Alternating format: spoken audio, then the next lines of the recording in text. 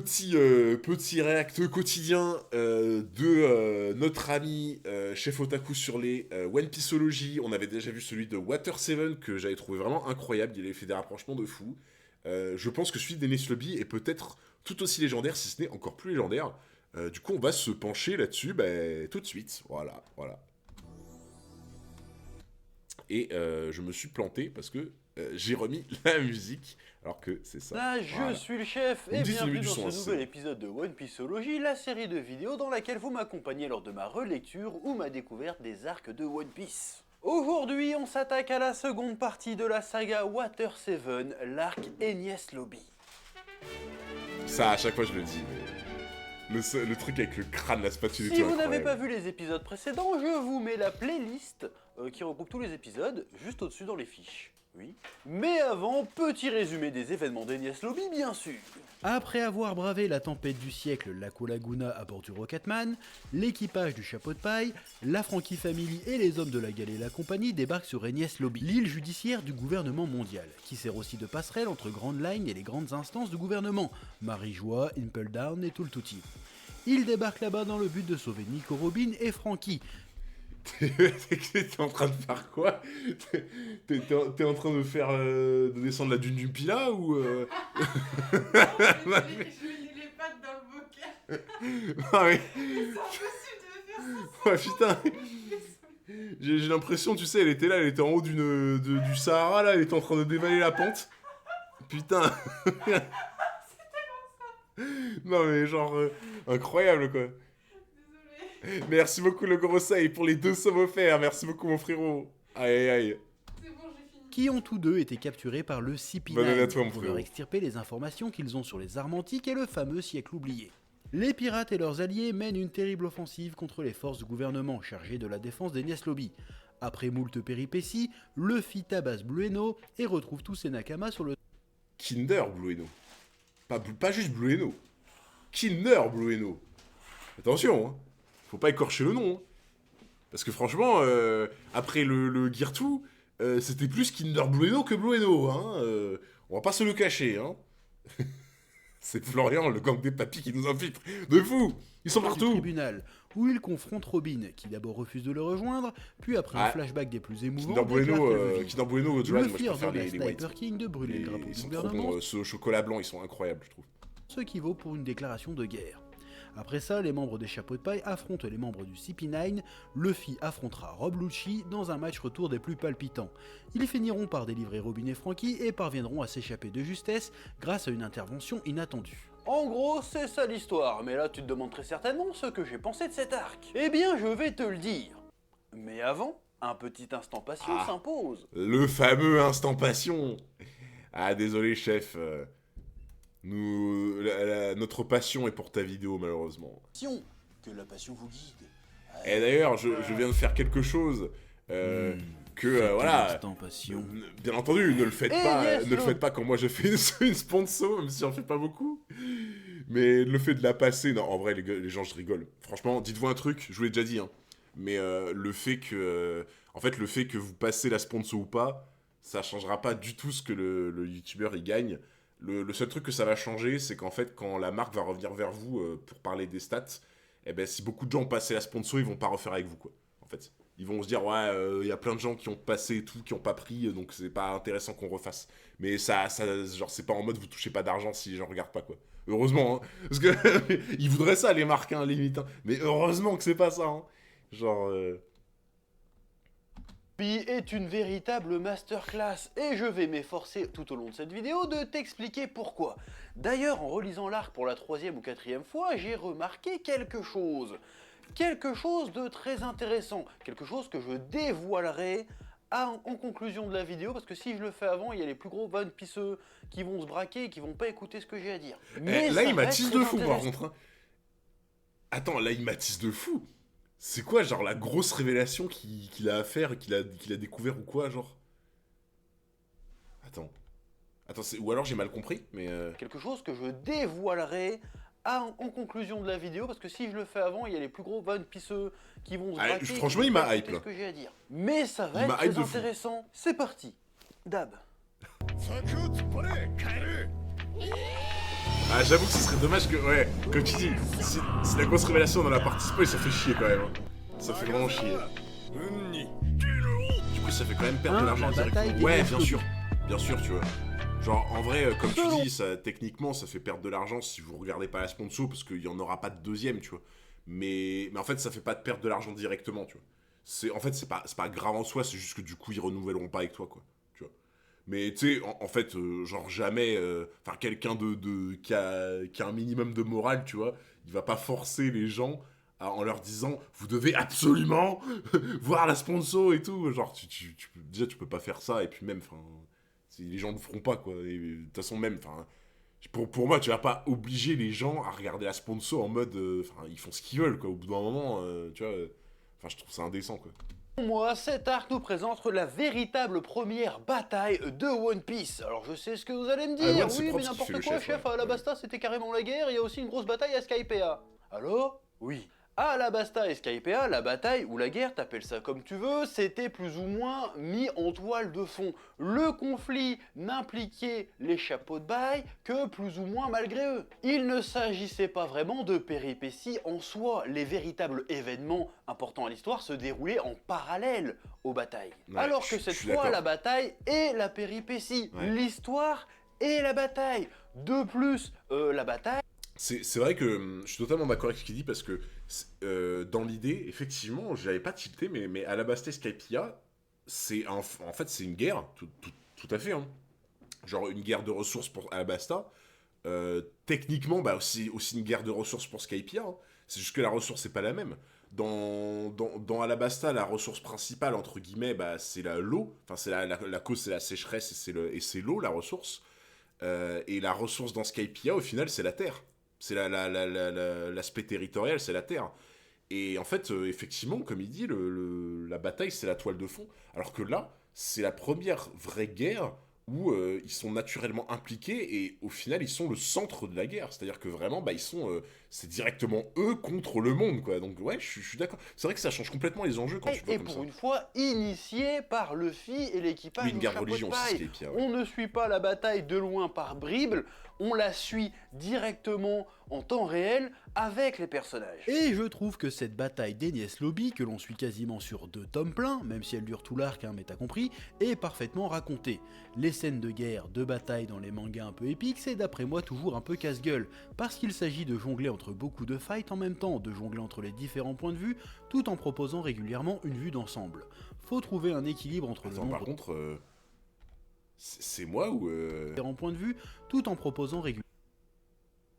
Ouais, non, c'est... Ok, j'étais en train de me dire, je trouvais Franky honteusement fin, genre en mode limite maigre, mais en fait, je crois que c'est la planche qui est comme ça, genre... Vous avez vu, on dirait c'est un miroir déformant. Non mais regarde-moi ça, quoi. Putain, Robin, c'est devenu un baobab, quoi. Genre bientôt, Robin, elle va avoir des noix de coco qui vont lui pousser sur la tête, quoi. Non mais regarde-moi ça, quoi. C'est une autoroute, le truc. Putain, quand je prends la 89, c'est encore moins long que les jambes de Robin. Non, mais vraiment, là, c'est même plus un miroir déformant, quoi. Non, mais genre...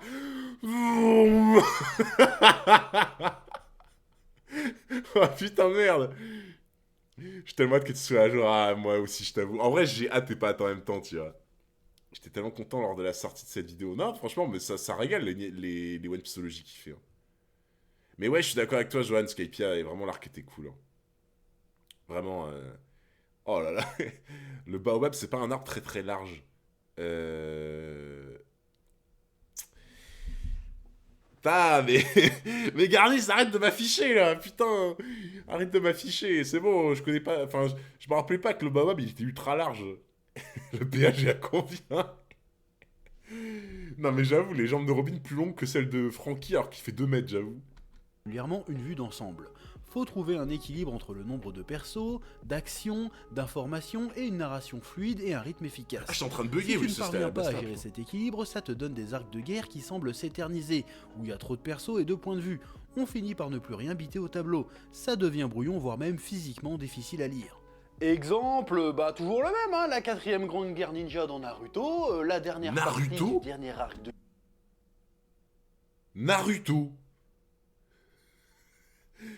Naruto. Non mais gros, ah non mais chef, je te respecte de fou, vraiment, vraiment, je te jure, je te respecte de fou. Mais la dernière fois, t'as dit Usopp au lieu de Usopp, déjà Usopp. Genre Usopp frère, on dirait une marque de cafetière quoi. Usopp. Et là maintenant, Naruto. C'est Naruto. Frère, j'entends Naruto quoi. Flop du chef. Oui mais je sais les gens qui font exprès, je sais qu'il fait exprès. Genre, il aime trop la provoque. Je sais très bien qu'il dit Usopp et Naruto exprès, en fait. Tu vois. Mais oui, mais les gens, je sais que c'est voulu. Merci l'Instant Manga pour le raid. Merci beaucoup, mon frérot. J'espère que t'as passé un bon live. Je sais pas ce que t'as fait. J'ai pas eu le temps de voir, mais je sais pas ce que t'as fait, mais j'espère que ça s'est bien passé en tout cas. Aïe aïe aïe. Je confirme, le baobab est un arbre qu'on trouve dans la savane africaine et dont le tronc peut faire 7 mètres de diamètre. Ah, tu veux que j'ai tort, Garnis, hein? Tu veux que j'ai tort, hein?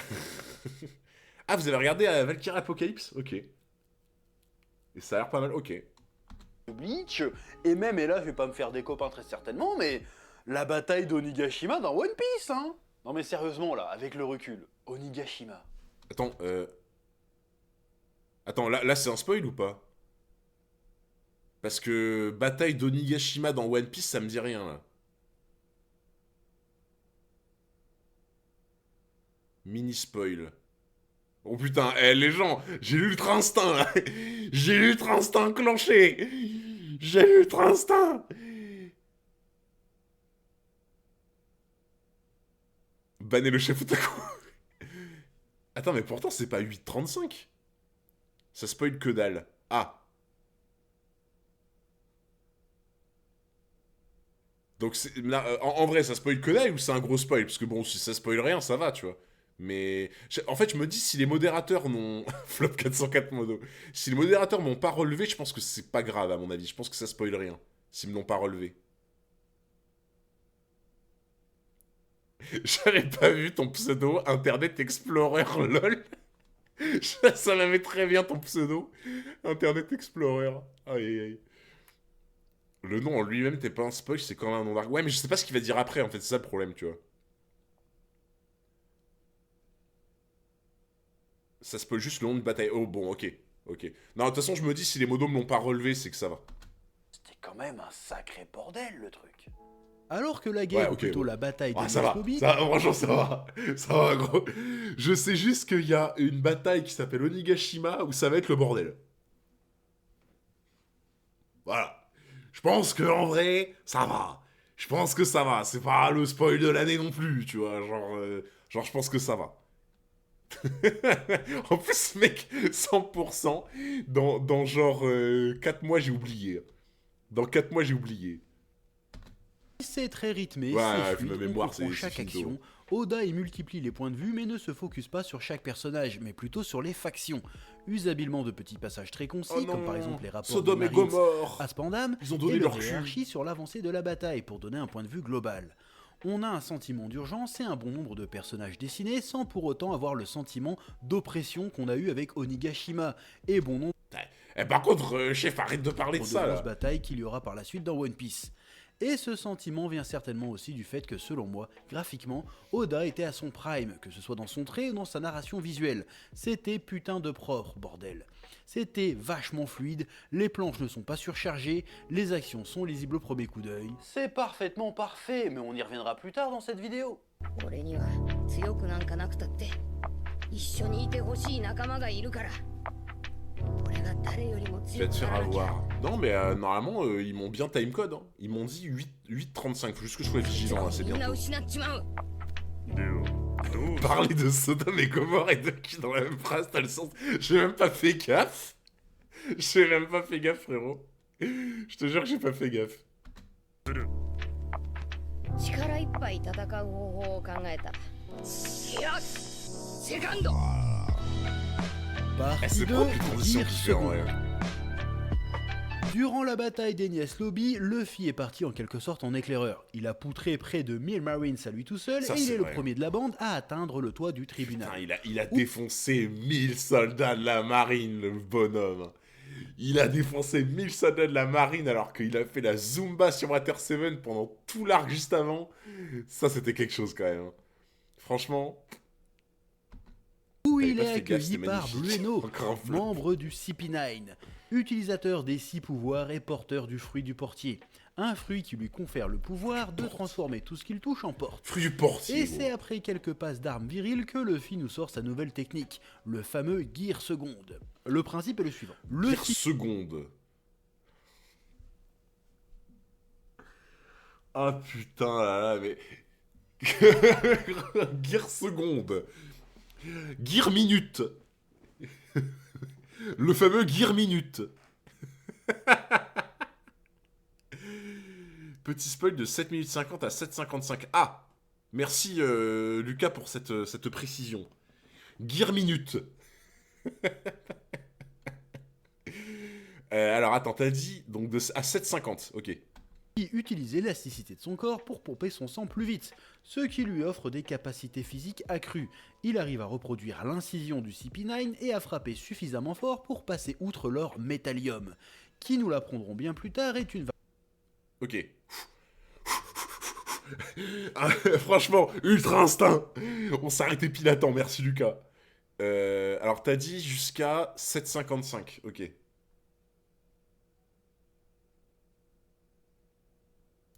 Voilà. Hop là. Eh oui, ultra instant, dodge les spoils ici. Esquive. Du coup, on se pose une question. D'où c'est qu'il la sort cette transformation, cette technique? Question que nous serons amenés à poser plusieurs fois dans cet arc d'ailleurs. Luffy le dit lui-même, il a commencé à réfléchir à cette technique après leur défaite écrasante face à l'amiral Aokiji. Donc il l'a probablement conçue durant le trajet entre l'île de Longling Longland et Water 7, trajet qui a a priori duré quelques jours. Alors autant le Gear Second, je peux tout à fait imaginer qu'ils se sont entraînés à le pratiquer sur le bateau. Admettons, mais le Gear Third? Mais c'est un bon prétexte pour parler du concept d'entraînement dans les shonen du genre. J'avoue qu'en gros, autant tu sais, genre, le fils se met au fond de la cale, tu sais, pour pratiquer en secret son Gear Second, tu vois. Il se met au fond de la cale, tu vois, en mode il veut pas être vu, il veut faire ça en secret, tu vois. Autant, comment tu vas être discret quand tu mets au point le Gear Third? Genre, t'imagines, imagine, tu t'appelles Sanji, tu sors de la salle de bain, tu viens de prendre ta douche, et tu vas sur le pont comme ça pour te sécher, et là tu vois le pied avec un bras gros qui fait la moitié de la taille du Mary. Et t'es là, mais qu'est-ce que tu fais? Mais tu fais quoi? Genre, gros, c'est. Non, mais vraiment, ça doit être trop drôle, tu sais. Genre, le Gear Third, tu sais, zéro discrétion, tu sais. Même les navires au loin, tu sais, ils voient une main énorme, ils sont là. Il se passe quoi là-bas, genre? C'est peut-être en se mettant en Gear Third qu'il a cassé le Mary. Oh, t'imagines? La théorie de zinzin. La théorie de fou furieux. Genre en mode, c'est Luffy, il a cassé le Mary en utilisant le Gear Third en secret, et il fait croire que c'est les aventures d'avant à Skypiea et tout, tu vois. Waouh! Oh là là, la théorie de fou! Parce que en plus, les gens, techniquement, on sait, tu sais, que c'est toutes les aventures que le Mary il a eu, tu vois. Genre que le Mary il a eu toutes ses aventures à Skypiea quand il est tombé du ciel et tout. C'est comme ça qu'il s'est fracasse, tu vois. Mais techniquement, on n'avait pas eu de preuve, tu vois. On sait pas exactement ce qu'il a vraiment cassé, tu vois. Et ça se trouve, c'est Luffy. La théorie de fou. Aïe aïe aïe. Ils ont dit que c'était la quille du bateau qui avait pris cher. Ah, c'est pas de casser ma théorie. Et c'est pas de casser ma théorie. Ok, du coup, c'est 8,35. Oh putain, j'y étais. Ok, c'est à partir de là. Oh, mais heureusement que tu le dis parce que j'allais continuer. Donc 8,35 à 8,55. Et après, normalement, je suis tranquille jusqu'à 22 minutes 20. Normalement, jusqu'à 22 minutes 20, on est D'ailleurs, dans tranquille. le dernier épisode de Narutologie, allez le voir si ce n'est pas déjà fait. Narutologie. Pouce bleu, oui. Soit on se sert simplement de ce que j'appelle l'entraînement Aïe. ellipsé C'est Iceberg, pour j'avais raison depuis justifier le un début. power-up. On profite d'une ellipse dans le récit pour justifier que durant cette ellipse, il s'est entraîné, tout simplement. C'est ce que fait Toriyama dans Dragon Ball quasiment tout le temps. Et là, certains me diront... Non mais gros, c'est même plus ce que fait Toriyama dans Dragon Ball. C'est littéralement sa marque de fabrique, Toriyama. Toriyama, c'est genre... Mais c'est surtout qu'en plus, en vrai, tu vois, quand tu fais pas trop gaffe, Dragon Ball, tu te rends pas compte à quel point les personnages en soi, ils se sont très peu vus. Hein. Parce que, en fait, si tu compares dans Dragon Ball le temps où les personnages sont ensemble et la durée des ellipses, c'est une dinguerie. Hein. Genre, dites-vous par exemple que entre les championnats des arts martiaux dans Dragon Ball, genre vraiment, ils se voient pas pendant 5 ans. Genre pendant 3 à 5 ans, des fois, ils se voient pas. Quand tu passes Dragon Ball à Dragon Ball Z, je crois que de mémoire, ouais, c'est 5 ans qui s'écoulent, il me semble aussi. Hein. Et pareil, quand il y a les cyborgs qui débarquent, je crois qu'il y a... il y a combien il y a 3 ans, je crois, qu'ils s'écoulent. Enfin, les ellipses sont dingos dans Dragon Ball. Genre, vraiment, les gens, ils se voient quasiment pas, en fait. Tu te rends compte? Oh non mais n'importe quoi chef, on les voit tout le temps s'entraîner dans Dragon Ball. Ah bon?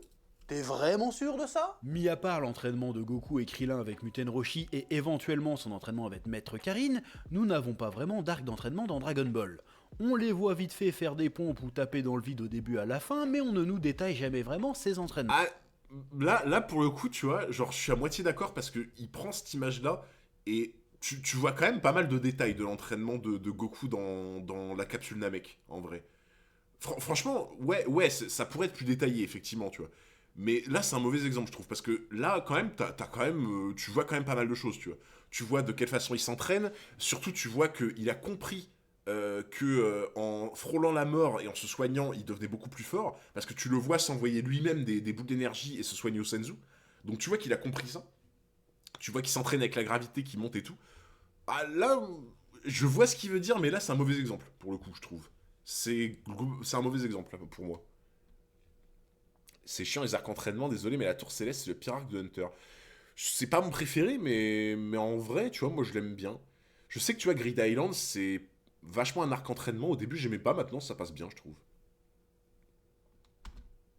Les entraînements dans Dragon Ball sont surtout prétextes à ellipse temporelle, pour justifier des power-ups, des transformations qui sont toujours ou presque une surprise dans le manga. Non, ça c'est réel. Quand Ouais. Goku sort le Kaioken face à Vegeta et Nappa, on ne le voit pas l'apprendre. Idem quand il sort le SCJ3 face à Boo. On nous dit juste, il s'est entraîné pendant X temps. C'est vrai que par contre, effectivement, tu vois Goku maîtriser et utiliser le Genki Dama. Par contre, en fait, c'est ça qui est dingue, je trouve. C'est ça que j'ai trouvé génial aussi. C'est que tu as un petit aperçu du Genki Dama et tu le vois parler du Kaioken. Alors qu'au final, le Kaioken, entre guillemets, c'est pas la technique la plus puissante qu'il ait appris, tu vois. Et le Kaioken, c'est vraiment l'effet de surprise, tu vois. C'est vraiment l'effet de surprise que tu vois au dernier moment sur Nappa, tu vois. Ça, j'avais trouvé ça cool, ouais. Dans le cas du Gear Second et Third de Luffy, ainsi que le Diable Jambe de Sanji ou le Ashura de Zoro, c'est le même principe. Là où ça pourrait coincer, c'est sur cette éventuelle ellipse qui est un peu floue. On ne sait pas combien de temps ils ont mis entre Longling Longland et Water 7. Ça n'a pas été vraiment expliqué. Oui. D'ailleurs, puisqu'on parle de Dragon Ball, là, les gears de Luffy, là, faut qu'on en parle un petit peu, là. Une technique qui s'approche d'une transformation, qui multiplie sa puissance et qui lui offre un gros contre-coup physique s'il dépasse le niveau 3. Bon. Oh, le freeze frame, incroyable. Le freeze frame de fou. Ah, putain. En gros, vous savez quoi? J'ai envie de faire un prime écran et de faire un tweet. De faire un tweet en disant ah, elle est pas mal ta vidéo, chef. Et les gens, vous savez quoi? Petit défi. Vous savez, franchement, je suis pas le genre de gars, tu vois, vous avez vu, hein, je suis pas le genre de gars en mode semez-vous à vous dire ça tout le temps ou quoi. Là, les gens, si aujourd'hui on dépasse les 10 subs, je crois qu'on est à on est à 3. Si aujourd'hui on dépasse les 10 subs, j'envoie ce screen au chef Otaku. J'envoie ce screen au chef Otaku. Et genre, je l'identifie en mode ah, ta vidéo pas mal, chef. En vrai.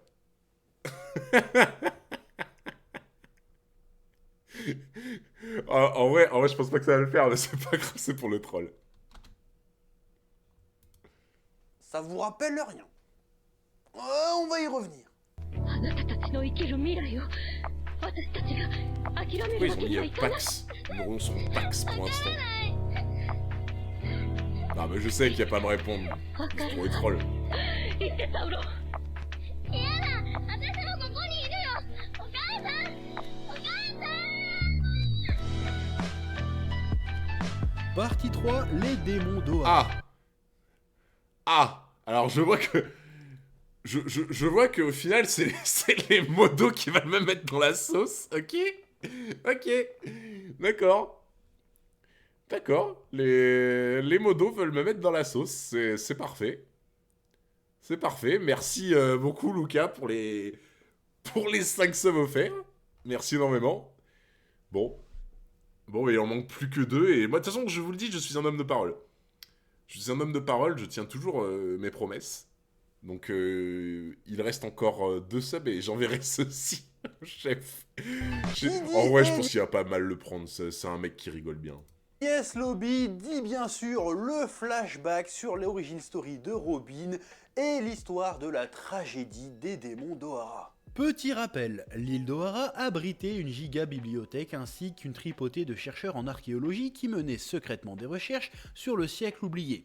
Une période d'environ 100 ans ayant eu lieu il y a près de 8 siècles dont on ignore absolument tout ce qu'il s'y est passé, et dont l'étude est formellement interdite par le gouvernement mondial. Évidemment ils se font choper, du coup le gouvernement envoie le CP9 de l'époque les exécuter, et pour être sûr de nettoyer l'île de la moindre preuve, il déclenche...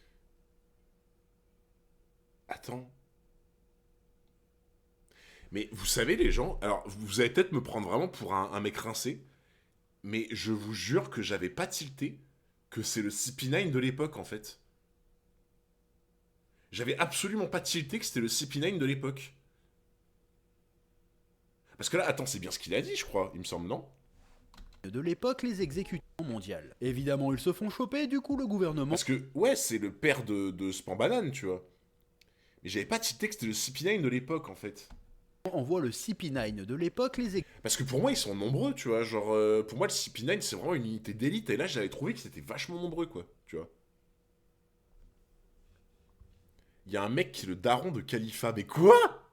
Mais non! C'était sûr que t'avais pas capté. Les Men in Black des années 80.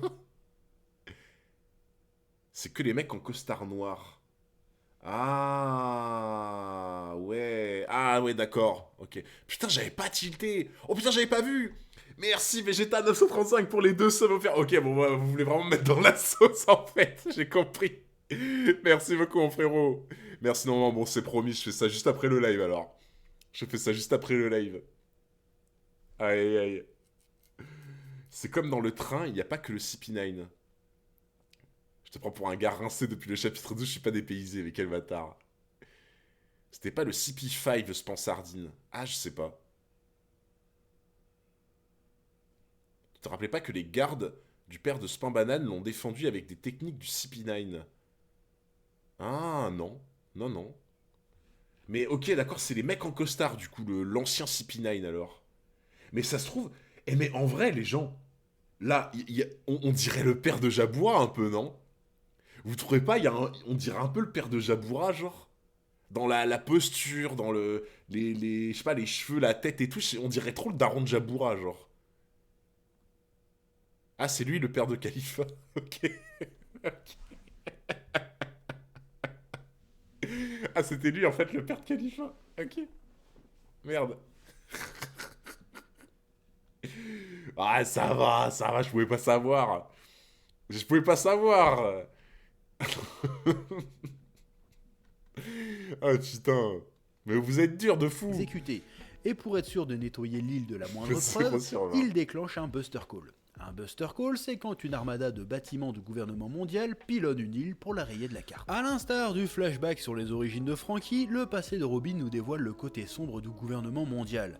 Un gouvernement prêt aux pires saloperies pour conserver sa légitimité et son influence. Oda, au travers de son manga, semble vouloir réfléchir sur les différents mécanismes du pouvoir. Dans One Piece, l'histoire est un levier important du pouvoir. Avec ce que nous révèle le professeur Clover avant de se faire shooter, comme quoi le gouvernement mondial a vaincu un royaume concurrent il y a 800 ans, on part clairement dans l'idée que les vainqueurs écrivent l'histoire, cette fameuse phrase écrite par Robert Brasillach en 1944 dans son livre Frères ennemis. Merci Google. Vous trouvez pas que le mec au milieu, on dirait Spawn Banane? Mais c'était pas Spawn Sardine, du coup? Il me semble. C'était Spawn Sardine, je crois, qui devait faire cette mission, là, à l'époque. On rappelle que Icebarg est méchant. Eh oui, Icebarg, ennemi public numéro 1. Ah, mais il me troll. Oh, mais... Non, mais en plus... Non, mais genre, non seulement je flop, et en plus, vous voulez me troller? Mais vous avez pas de cœur? Non, mais vous avez pas de cœur. Pourtant, il est en avance, tu devrais t'en souvenir. Non, mais vous avez vraiment pas de cœur, genre. En faisant quelques petites recherches, je suis tombé Merci, sur un Karma- extrait Karma d'un Ofi pour bouquin le de follow. Frédéric Salé intitulé « Les mécaniques de l'histoire » qui explique bien cette idée. L'histoire est, à la suite d'un conflit, outil de reconstruction nationale et support de création d'une mémoire collective. En ce sens, elle ne peut être objective car jugée comme utile par le politique. Le vainqueur est celui qui détient le pouvoir de refabriquer l'histoire telle qu'il l'entend, l'envisage et la désire. En ce sens, elle est écrite par celui qui a le pouvoir effectif. Depuis l'Antiquité, le vainqueur, et surtout le dominant, est celui qui détient le pouvoir de l'écriture et qui est libre de retranscrire sa vision du passé, mais aussi de faire disparaître les traces de celui qu'il juge néfaste, à l'incarnation de son autorité. Ainsi, l'histoire paraît non seulement écrite, mais également transformée et effacée par le vainqueur. Je sais pas où il a été chercher ça. Mais c'est une dinguerie.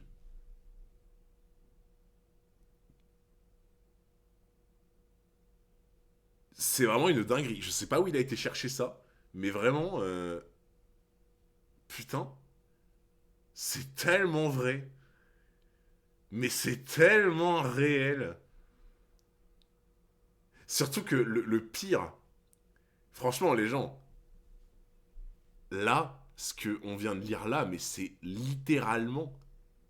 C'est littéralement ce qu'a dit Doflamingo dans Marineford, en fait. Enfin, je sais pas vous, mais moi j'ai dit... Enfin, quand je lis ça, j'ai l'impression de réentendre Doflamingo qui parle des vainqueurs, en fait, qui sont... Ah, et voilà, toi aussi, Mistrona, ça te fait penser à Dofla, ouais. J'ai pensé la dernière fois quand j'ai passé chez Tigil. Ah oui, Tigif, ouais. Ah ouais, non, vraiment. Mais tu vois, c'est ça qui me bute, c'est que un mec comme Dofla, il a l'air sadique, ça a l'air d'être un enfoiré de première, tu vois. Et en même temps, le mec, il a un discernement de fou. Moi, tu vois, c'est ça que je trouve dingue, c'est que comment tu peux être quelqu'un qui a autant de mauvaises intentions, en fait, tu vois, et qui pourtant a un discernement de malade. C'est... En fait, est-ce que tu vois, la question que je me pose, c'est est-ce que tu dois partir du principe que quelqu'un de méchant, il a obligatoirement un mauvais discernement, tu vois. Parce que pour choisir la méchanceté, il faut avoir un mauvais discernement, tu vois. Et en même temps, tu te dis, bah, quelqu'un qui est aussi méchant que lui, possiblement, mais qui fait preuve d'autant de discernement, c'est une dissonance cognitive. Tu te dis, comment c'est possible, tu vois. Il est très gentil, Dofi. Je sais pas, j'ai pas l'impression. Dofla, un perso de fou, tu vas kiffer de découvrir. Ouais, il a vraiment l'air d'avoir un potentiel de fou. Ouais, comme Barbe Noire, c'est vrai, hein. Barbe Noire, il a un discernement de fou aussi. Hein. Et pourtant, on peut être méchant et dire la vérité. Ouais, mais tu vois, c'est vraiment... c'est ultra... Enfin, moi ce qu'il a trouvé là, c'est incroyable, parce qu'effectivement, t'as limite l'impression qu'Oda s'est servi de ça pour faire le discours de Doflamingo à Marineford, quoi. C'est incroyable. Hein. Tu as pensé à faire une tier list à chaque arc? Ouais, on va commencer à faire des tier lists. Là, ça va commencer à devenir intéressant. Je pense, passer Marineford, je pense que les tier lists vont vraiment être intéressantes. Je pense, à mon avis. Oda président. L'histoire paraît non seulement écrite, mais également transformée Non, vraiment, et effacée par le vainqueur. Grosso merdo, le gouvernement mondial veut contrôler et réécrire l'histoire à sa sauce pour légitimer sa domination. Hein. En gros, c'est nous qu'on commande parce que c'est nous qu'on est les gentils. Voilà. Les archéologues d'Ohara, grâce à leur J'aime trop quand il fait des petits résumés comme ça en mode tu sais, comme si t'étais débile. Mais il a raison, franchement, il a raison de le faire, tu vois, vraiment. Il a raison de le faire. Mais tu sais, le petit résumé en mode...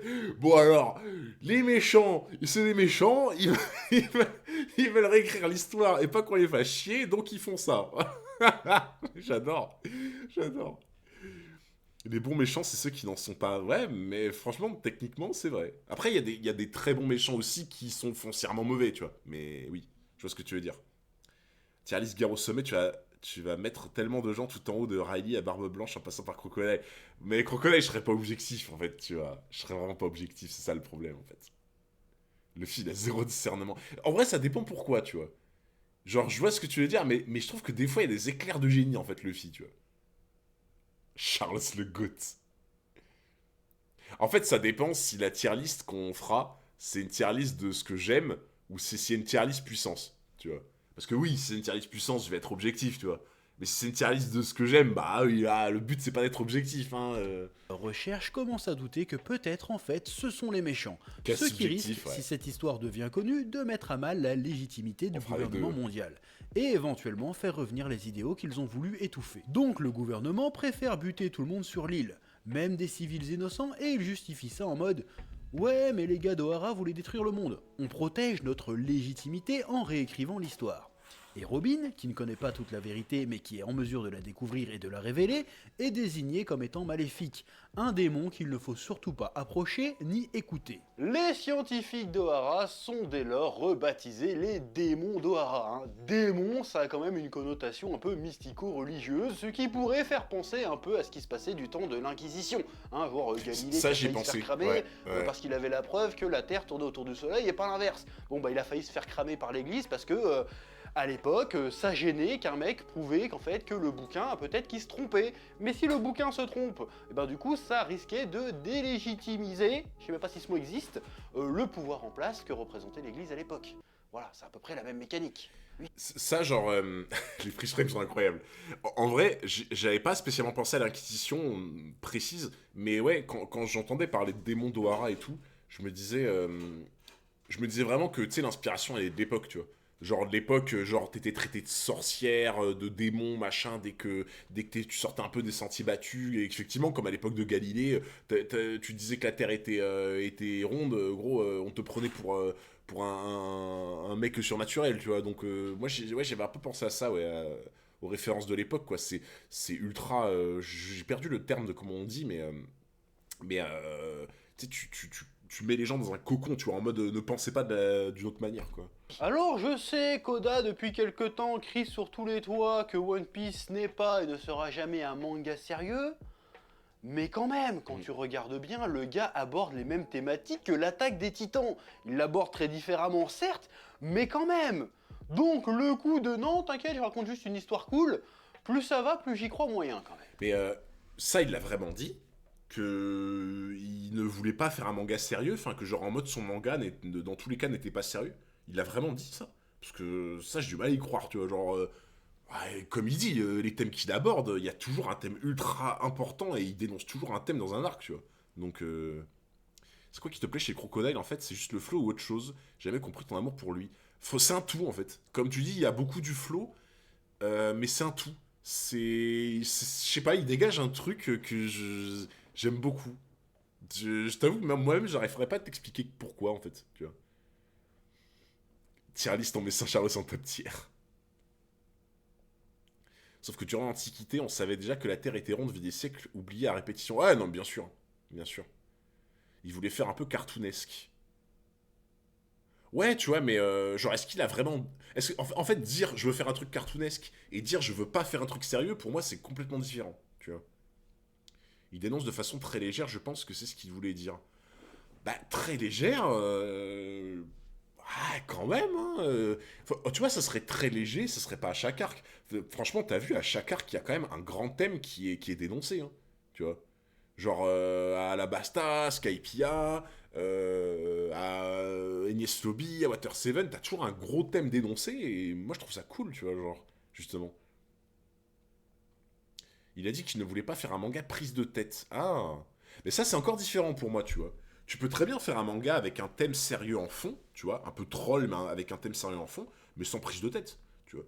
Prise de tête, pour moi, c'est plus que le manga va être ultra compliqué et tout, tu vois. Moi, je le vois plus comme ça, genre, après, peut-être que je me trompe, mais... Il a dit, il y a pas longtemps, de ne pas prendre son manga trop au sérieux. Ah, ok. Ouais, voilà, il a parlé d'esclavage avec les Amazones aussi, ouais, voilà, par exemple, hein, tu vois. Mais ouais, moi en tout cas, je suis d'accord avec lui sur ça, tu vois, genre... je trouve quand même que les thèmes abordés de One Piece, ils sont sérieux quand même, tu vois, genre...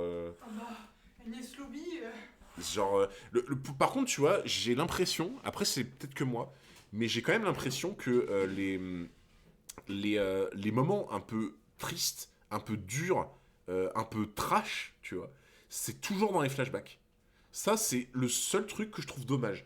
C'est parce que je sais que les gens m'avaient déjà expliqué que Oda avait un rapport à la mort assez particulier, tu vois. Genre, les gens m'avaient dit que Oda, la mort, c'est quelque chose qui l'affecte beaucoup et tout, dans son entourage, dans ce qu'il a vécu, et qu'il a du mal à la retranscrire vraiment dans son manga. Et les gens m'avaient dit que c'est pour ça que la mort, elle est présente dans ses flashbacks, parce que c'est un peu en mode, bon, ça s'est passé, on n'en parle plus, tu vois. Genre en mode, comme s'il se déchargeait de ça, tu vois. Et ça, je trouve ça dommage, parce que pour moi, tu vois, ça rendrait un truc un peu peut-être d'enjeu, tu vois, pas de l'enjeu, mais ça rendrait un truc un peu épicé, un peu cool, un peu piquant, tu vois, qu'il incorpore un peu peut-être la mort, pas que dans les flashbacks, en fait, je trouve. Je suis d'accord, mais pas à 100%. Tu peux lire mon message. T'avais mis quoi réécris-le, Karma. Je veux bien que tu le réécrives. À la fin de One Piece, les gens voudront prendre la verse dans la piraterie. Ouais, c'est le principal défaut de One Piece, j'ai l'impression, ouais. Ouais, mais si tu peux pas me le dire, Garni, tu me le diras plus tard, t'inquiète.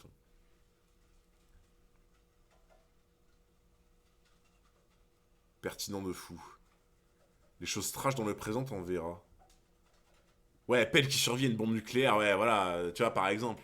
Par exemple, tu vois.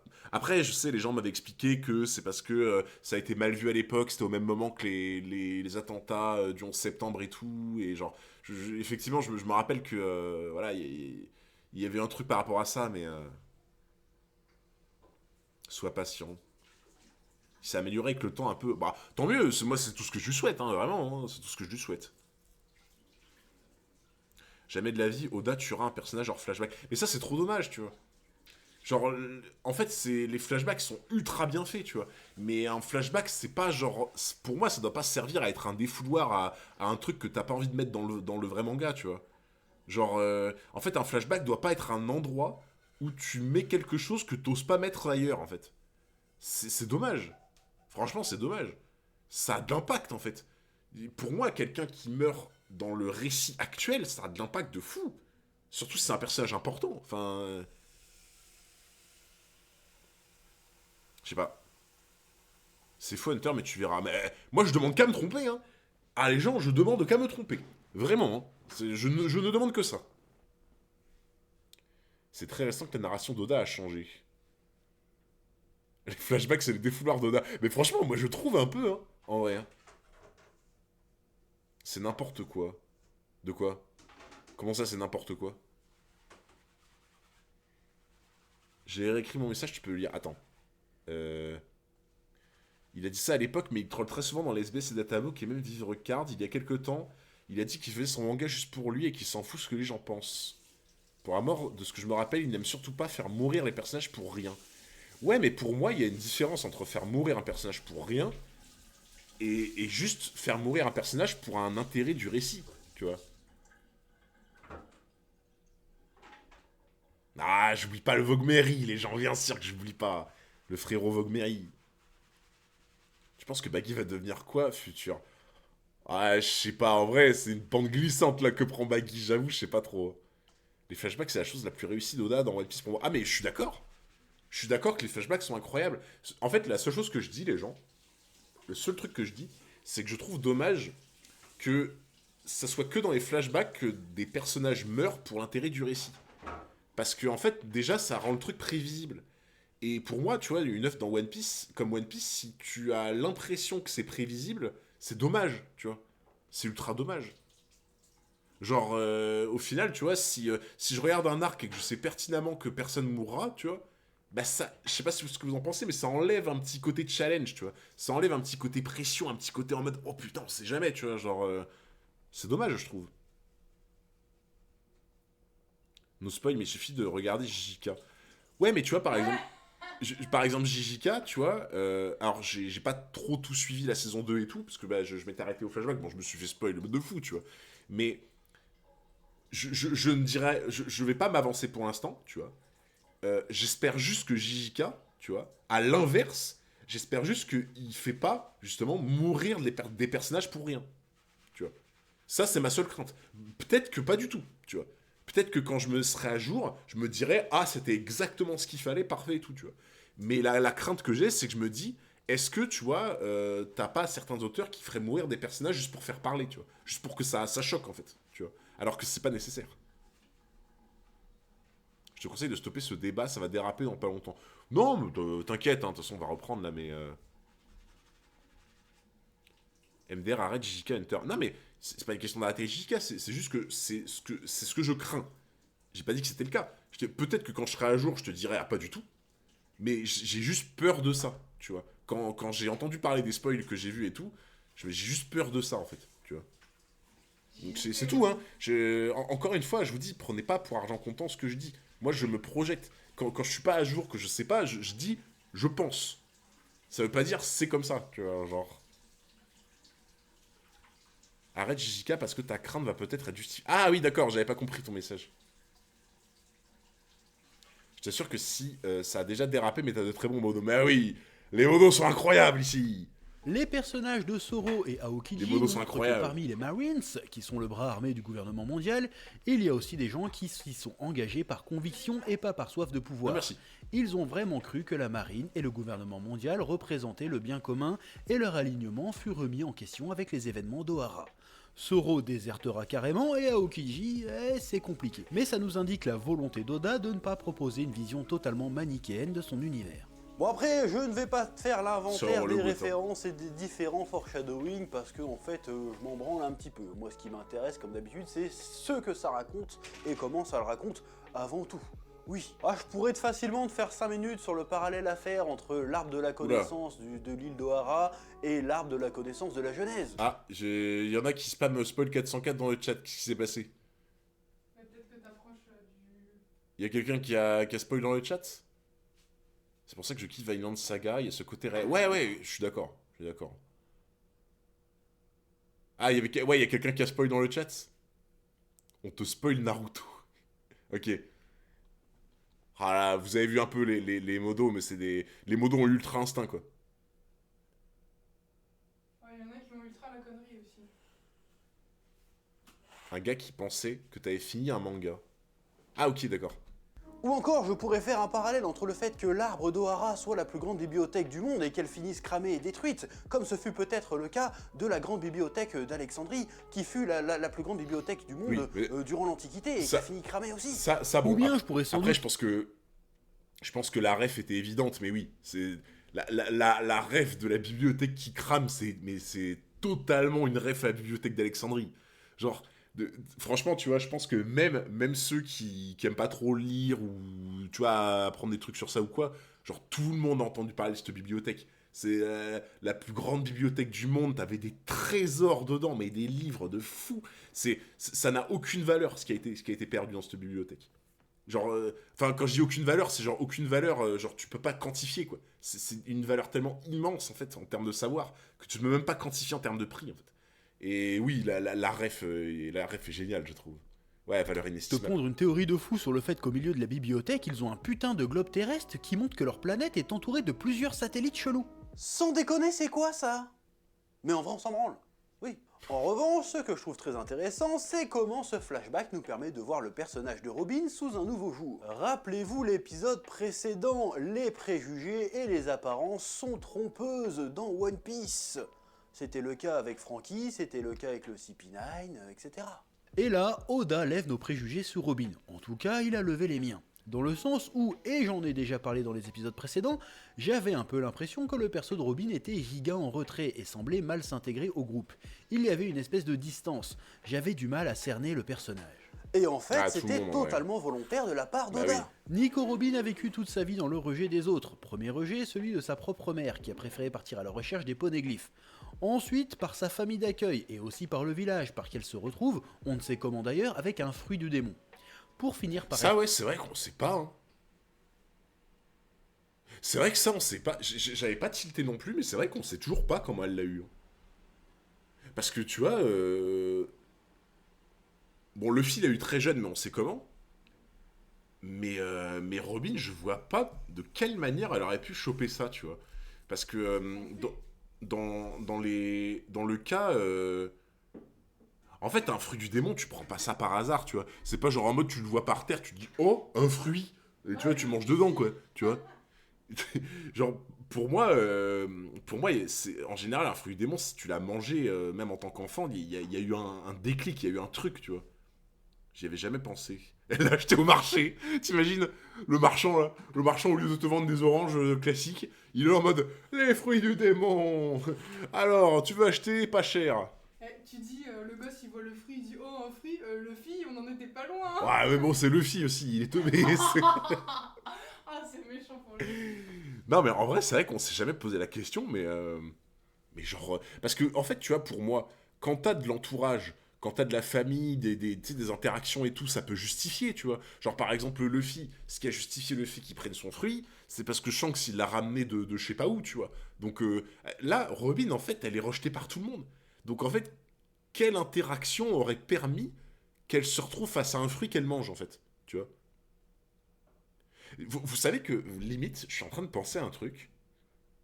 Est-ce que, vu qu'elle se faisait bully par tout le monde, est-ce que, genre, il n'y a pas un monde dans lequel les gens qui faisaient que la bully, genre, ils lui ont forcé à manger un fruit du démon pour pouvoir l'accuser de démon, tu vois. Genre en mode, ah, machin, tu vois, maintenant que t'as un fruit du démon, t'es vraiment à part, bouh, on te met de côté, tu vois. Ou alors, est-ce que c'est parce qu'elle a un fruit du démon depuis le début que les gens la mettent de côté? À la base, moi, c'était plus ça auquel je pensais, tu vois. Je me disais, les gens la mettent de côté parce qu'ils sont là en mode, ah, elle est bizarre, elle a un fruit, tu vois. Mais sauf que là, ça explique pas comment elle l'a eu, du coup. Chopper l'a trouvé par terre. C'est tellement le pire truc. Je viens de Google, car c'est vrai que c'est une question que j'avais jamais pensé. La réponse de Google, elle a trouvé son fruit en le mangeant. Merci Google. Merci. Merci pour les travaux. Merci pour les travaux. On peut toujours compter sur toi. On peut toujours compter sur toi. Jaboura en parle. Je vais refaire l'histoire carrément. Non mais c'est grave. En fait, c'est ultra intéressant de savoir d'où ça vient, tu vois. Elle se faisait bully à cause du fruit, vu la différence. Ouais, mais je pense que c'est plus ça, du coup, tu vois, effectivement. Qu'elle se faisait bully parce qu'elle avait un fruit, mais ça... Du coup, ça donne... Enfin, je comprends pas comment elle a pu l'avoir, tu vois, genre... Rejetée par le monde entier. Elle a même été rejetée, ou en tout cas elle l'a vécue comme telle, par les chercheurs d'Ohara qui refusent de l'impliquer dans leurs recherches. Puis elle aussi. tombe sur Zoro, qui semble lui aussi être un être rejeté et qui l'accepte et devient son ami. Au moment où elle retrouve enfin sa mère, cette dernière est tuée avec tous les chercheurs et son ami Zoro. Je sais, les gens, que vous allez encore me bully par rapport à ça. Oula. Hé. Attends, la caméra, qu'est-ce que tu lui prends, là? Ah, voilà. Vous savez quoi? J'allais dire un truc. J'allais dire, vous allez me bully parce que je peux pas blairer la mère de Robin, tu vois. Eh ben... Comme par hasard, au moment où j'allais dire ça, la caméra elle devient floue. Même la caméra elle est d'accord avec moi. Voilà. Même la caméra elle est d'accord avec moi que la mère de Robin, c'est honteux. Voilà. Et si la caméra est d'accord avec moi, c'est que c'est la voix de la raison. Florian a pris le contrôle de la caméra. Non, vraiment les gens, j'ai du mal. Je sais ce que vous allez me dire. Je sais ce que vous allez me dire avec la mère de Robin, que genre que voilà, elle a fait tout ce qu'elle a pu, elle a essayé de la protéger et tout. Ça, j'ai du mal. Je vous jure, j'ai du mal. Genre, même la caméra t'a bully. Pour moi, Olivia a été courageuse de choisir le monde plutôt que Robin. Elle a fait le bon choix. Ouais, non, franchement, les gens, en fait, genre, je pense que c'est une question de position, tu vois. C'est une question de position et genre vraiment. Je vous jure, les gens, que tous ceux qui me dites, tous ceux qui sont en train de me dire, elle a raison, vous auriez vécu ce qu'a vécu Robin, mais vous seriez à l'opposé extrême dans votre jugement. C'est pas une critique du tout, mais c'est juste que c'est un fait. Genre, tu vis ça à sa place, pour moi, tu pètes un plomb. Tu vis ça comme une injustice de fou, tu as un sentiment d'abandon, tu peux pas, en fait, tu vois. C'est un peu comme Garp avec Ace. Oui, mais c'est totalement pareil. Franchement, moi je trouve, perso, je trouve que Garp et Ace, c'est la même chose que Robin et Olivia. Hein.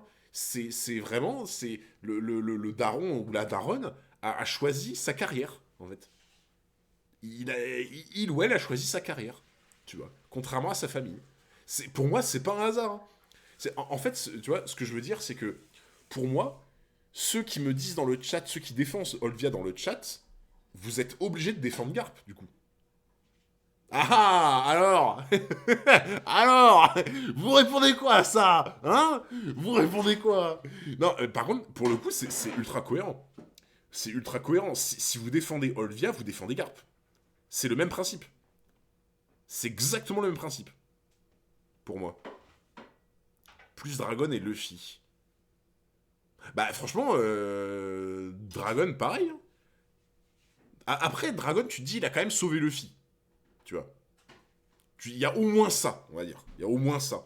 Mais effectivement, Dragon, il s'est barré, quoi, tu vois. Genre, Dragon, il a été faire sa vie de révolutionnaire et il s'est barré, il a laissé son fils en plan, tu vois. C'est... ouais, il y a Sop aussi, hein. Il y a Sop aussi. Les parents dans One Piece, putain, waouh. C'est pas incroyable. Hein. Oh bah dans Hunter, c'est pas mieux. Hein. C'est vrai que Garp a sauvé Ace de la marine. Ça, c'est vrai. Ça, faut lui rendre. Ça, il faut lui rendre, il l'a fait. Je suis d'accord. Tu vois. La seule différence Hunter 404, c'est que lorsqu'on vit des choses en vrai, on prend pas la mouche pour du papier. Enfin, on sait jamais sur cette terre. Non, mais justement, c'est pour ça que je dis que ça dépend beaucoup de ce que tu vis aussi. Tu vois. Ce que je dis juste, c'est que pour moi, tu vois, quand tu défends Olvia, tu défends Garp. Tu vois. Tu défends Dragon. Tu défends tous ceux qui ont fait la même chose, en fait. Yasop est le pire daron. Oui, bah, Jean, oui, voilà. C'est ce que j'allais dire. Jean, Pour c'est transformer en meuf. Mr. Freeze le glaçon friandise par Aokiji. En plus d'une très sérieuse peur du rejet, elle se retrouve avec un syndrome de culpabilité du survivant level géant. De plus, la plupart des gens qu'elle croisera ensuite essaieront de la trahir. Tout ça pour dire que si Robin jusque-là me paraissait distante et pas trop à sa place, c'est parce qu'il s'agit pour elle d'un mécanisme de défense. Elle préfère s'isoler, se rejeter entre guillemets elle-même, plutôt que d'être rejetée par les autres. Du coup, quand elle a recroisé Aokiji et qu'elle a vu que les chapeaux de paille ne l'ont pas lâché pour sauver leur cul, et qu'en plus ils se sont retrouvés avec le là où je suis d'accord avec toi aussi, Eti, c'est que comme tu dis, Ace a choisi son destin, on peut pas en vouloir à Garp pour les erreurs de Ace. Je suis pas totalement d'accord, mais en grande partie je suis d'accord avec toi. C'est vrai que dans l'idée, Garp a, bon même si c'est pas une bonne chose, hein, on va pas se le cacher, Garp a essayé d'orienter Ace, tu vois. Donc, l'orienter vers une voie pas ouf, tu vois, on va pas se le cacher, mais oui, ça je suis d'accord, par contre, tu vois. Ça, ouais. Elle s'est sans doute dit, ok, les gars sont cool avec moi, ils ont même affronté un amiral pour moi, mais si je continue de leur attirer des problèmes, ils finiront de toute façon par me larguer, ou bien ils finiront morts, et elle l'aura encore sur la conscience. Pas forcément Les pour moi, options qui s'offraient à elle étaient aussi ses plus grandes peurs. La peur d'être de nouveau rejetée et la peur de voir à nouveau ses camarades mourir à cause d'elle. Donc, elle n'avait pas vraiment le choix. L'option numéro 3, c'était de rejeter avant d'être rejetée. Mais pas rejeter par ressentiment ou aversion, hein, c'est ce qu'elle a connu toute sa vie, rejeter par amour. Ce qui nous ramène au sacrifice qu'a fait la mère de Robin, Nico Oliva, en abandonnant Robin sur l'île d'Ohara. C'est ce que j'appelle un storytelling de qualité. Oui. Non, franchement, c'est réel. Il y a quelques bons parents comme belle-mère. Ouais, voilà. Typiquement, tu vois, t'as eu belle-mère, t'as eu l'autre là avec sa casquette. T'as eu des... En fait, t'as eu des gens juste qui ont pris les bonnes décisions. Enfin, je trouve, tu vois. Je trouve. Dragon, il veut libérer le monde à travers la révolution. Yasop, il est juste parti à l'aventure. Parce que c'est un gitan avec un chapeau de paille qui lui a demandé. Il y a quand même une grosse différence. Oui, ça je suis d'accord aussi. Tu vois, je suis d'accord aussi. Genre, pour moi, comme je vous ai dit, pour moi, il n'existe aucune bonne raison au monde pour abandonner ton gosse. Voilà. Ça c'est... Après, comme je vous ai dit, tout le monde pense de sa manière. Tout le monde a le droit de penser à sa manière, tu vois. Surtout sur ce stream. Moi, personnellement, j'estime qu'il n'y a aucune bonne raison au monde qui fait que tu peux abandonner ton gamin. Voilà. Après, effectivement, t'as, entre guillemets, des circonstances atténuantes, tu vois. Si un mec comme Dragon, il a fait ça parce que derrière, il est en mode sauveur de l'humanité, en mode il va délivrer tout le monde entier de la tyrannie du gouvernement mondial et tout, tu te dis, Ok, c'est pas une bonne raison non plus, mais tu vois, il fait pas, il va pas siroter des cocktails, quoi, tu vois ce que je veux dire? À l'inverse, effectivement, il y a ça, c'est genre en mode, oh, famille surcotée, moi je vais sur Shanks, c'est bon, ça m'a saoulé, tu vois. Genre, c'est vrai que c'est pas la même chose, quoi, effectivement.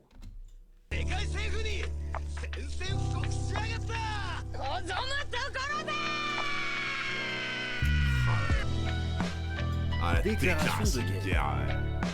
Incroyable. Le flashback de Robin est directement suivi d'une des scènes les plus badassement iconiques de One Piece. Spandam se lance dans un En vrai, live je suis sur la curieux d'avoir puissance ton avis. J'étais pas sur le live au moment du flashback. Pour toi, Olvia a pas juste sauvé Robin en faisant ça.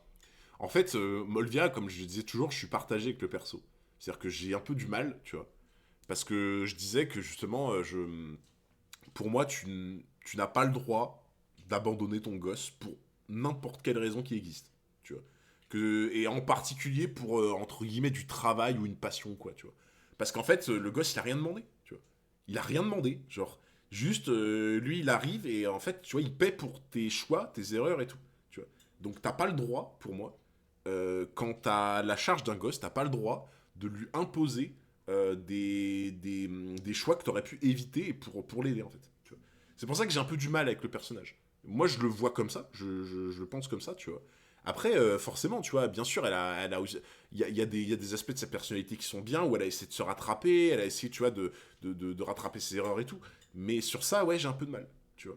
J'ai un peu de mal. Là où, par exemple, tu vas avoir une belle-mère ou le gars avec le chapeau, tu sais, pour Nami, là, qui genre, eux, tu vois, ils ont tout donné, quoi. Tu vois. Ils ont tout donné, ils avaient pas de... il y avait- C'était du cœur, quoi. C'était que du cœur, en fait. Tu vois. Il n'y a aucun daron digne dans One Piece, c'est chaud. C'est vrai que les parents dans One Piece, c'est pas incroyable, hein. Tu vois. gouvernement mondial et que cette entité toute puissante est l'ennemi de Robin, et il balance tout ça en montrant le drapeau du doigt. Et le Ah, je suis fil d'accord reste avec toi, serein. Ken, ouais. Il fait Sniper King, brûle-moi cette merde. Et là, Usopp crame le drapeau et toute la marine pète un câble. Quoi, mais c'est des malades de faire ça, ils viennent de déclarer la guerre au gouvernement mondial. Spanda me dit, mais t'es taré, t'as aucune chance face au monde entier. Et Luffy hurle. On va parler sérieusement, donc Olvia aurait dû prendre Robin avec elle et la condamner à mort avec elle. Non, j'ai pas dit ça non plus, tu vois. Mais c'est juste que je sais plus dans la temporalité ce qui se passe. C'est-à-dire si elle était déjà... une grande... Parce que, attends, on va remettre les choses en place, mais Olvia, est-ce que avant la naissance de Robin, elle était déjà recherchée de ouf, grande archéologue, machin? Est-ce qu'elle avait déjà, entre guillemets, la marine aux fesses avant la naissance de Robin, tu vois? Parce que si c'est le cas, si avant d'avoir Robin, elle était déjà ultra méga cherchée ou quoi, bah, faire un gamin, c'est le condamner à mort, en fait. Tu vois? Enfin, après, tu vois, c'est une vision, voilà, c'est une vision comme une autre. Mais c'est juste que pour moi, si tu sais que toute ta vie, tu vas être recherché de fou, ben faire un gamin, tu sais qu'indirectement, tu le condamnes à mort. Donc, c'est compliqué, quoi, tu vois. Genre, ou alors, si tu prends le choix de faire un gamin, tu te fais oublier pour le restant de tes jours. Mais tu fais en fonction de lui, en fait, tu vois. Tu fais pas en fonction de toi, tu fais en fonction de lui. Si tu choisis d'avoir un gosse, tu dois faire en fonction de lui. Parce que, parce que tu as sa responsabilité, en fait. Du coup, Roger... Ben, Roger fait pas exception. Roger fait pas exception. Tu vois, autant Roger, c'est un personnage légendaire, je trouve, tu vois. Mais effectivement, je veux dire, le fait de faire un gosse, il sait très bien derrière que son gosse, c'est foutu. En fait, c'est juste foutu. Tu vois. Ça, je pense exactement de la même manière. Hein. Il sait pertinemment que Roger, s'il fait un gosse, bah, son gosse, il va avoir une malédiction, quoi. Juste, ça va être invivable pour lui, tu vois. C'est horrible. C'est horrible ce que tu laisses derrière à ton gosse, en fait. Tu vois. Donc les enfants sont responsables des actions des parents. Quoi? Alors, attends, j'essaie de comprendre le raisonnement qui t'a amené à mettre ça. Je comprends pas pourquoi t'as écrit ça. J'ai pas compris, là. J'ai limite dit l'inverse, mais je comprends pas pourquoi tu mets ça. La passion et le rêve sont comme le temps, rien ne peut les arrêter, pas même les enfants. Selon réaliste, les gars, les pirates, par définition, peuvent pas être des pères dignes. Ah, c'est vrai que c'est chaud. Robin serait morte si sa mère était restée, car le gouvernement allait, quoi qu'il arrive, attaquer O'Hara, vu qu'ils auraient capturé les chercheurs, et il n'y aurait pas eu le retournement de Daisy de Sauro. Non, mais en fait, je vois qu'elle a essayé d'arranger les choses après, tu vois, mais c'était avant qu'il fallait y réfléchir, c'est ça. Après, c'est toujours pareil, les gens, c'est facile de dire ça de loin, tu vois, quand ça te concerne pas, je suis d'accord, tu vois. Il veut peut-être dire qu'ils sont tenus pour responsables des actes des parents décédés auparavant. Ouais, mais justement, tu vois, c'est ça qui est ultra triste. C'est que t'es un gosse, tu vas porter l'héritage maudit de tes parents alors que tu es pour rien, c'est horrible. C'est juste horrible en fait. Toi, t'arrives, t'as rien fait, t'as rien dit, on t'accuse de tout, et t'es là en mode, bah désolé quoi, je suis pour rien, genre, tu vois. Amenez-vous, bande de fils de... Non, il dit pas ça, mais c'est ce qu'on a ressenti. Et juste après, Robin qui se met à chialer et qui hurle qu'elle veut vivre. Incroyable. Mais pourquoi cette scène est importante? Déjà, elle est très importante pour le personnage de Robin, parce que lorsque Luffy crame le drapeau, bon c'est Usopp qui crame le drapeau, mais t'as compris, et déclare la guerre au gouvernement mondial, qu'est-ce qu'il lui dit à Robin? Ah Il oui, lui d'ailleurs, envoie un attendez, il y avait message pas à un... Robin. Ouais, Il lui y avait un dit, spoil tu as- qui traîne dans pas longtemps, je crois, non c'est... Ah oui, c'est 22-20, ok. 22-20, T'as c'est peur de nous bientôt. attirer des ennuis? On vient de commettre un crime aussi grave que le tien. T'as peur que ton ennemi s'en prenne à nous? Y a un truc que t'as pas compris, c'est que quand t'es dans notre équipe, Oui, mais c'est pas la faute des parents, mais de ceux qui leur font porter la responsabilité. Alors oui, là, sur ce point, je suis d'accord avec toi. Sur ce point, je suis d'accord avec toi, c'est... Techniquement, c'est quand même plus la faute de ceux qui te font porter la responsabilité.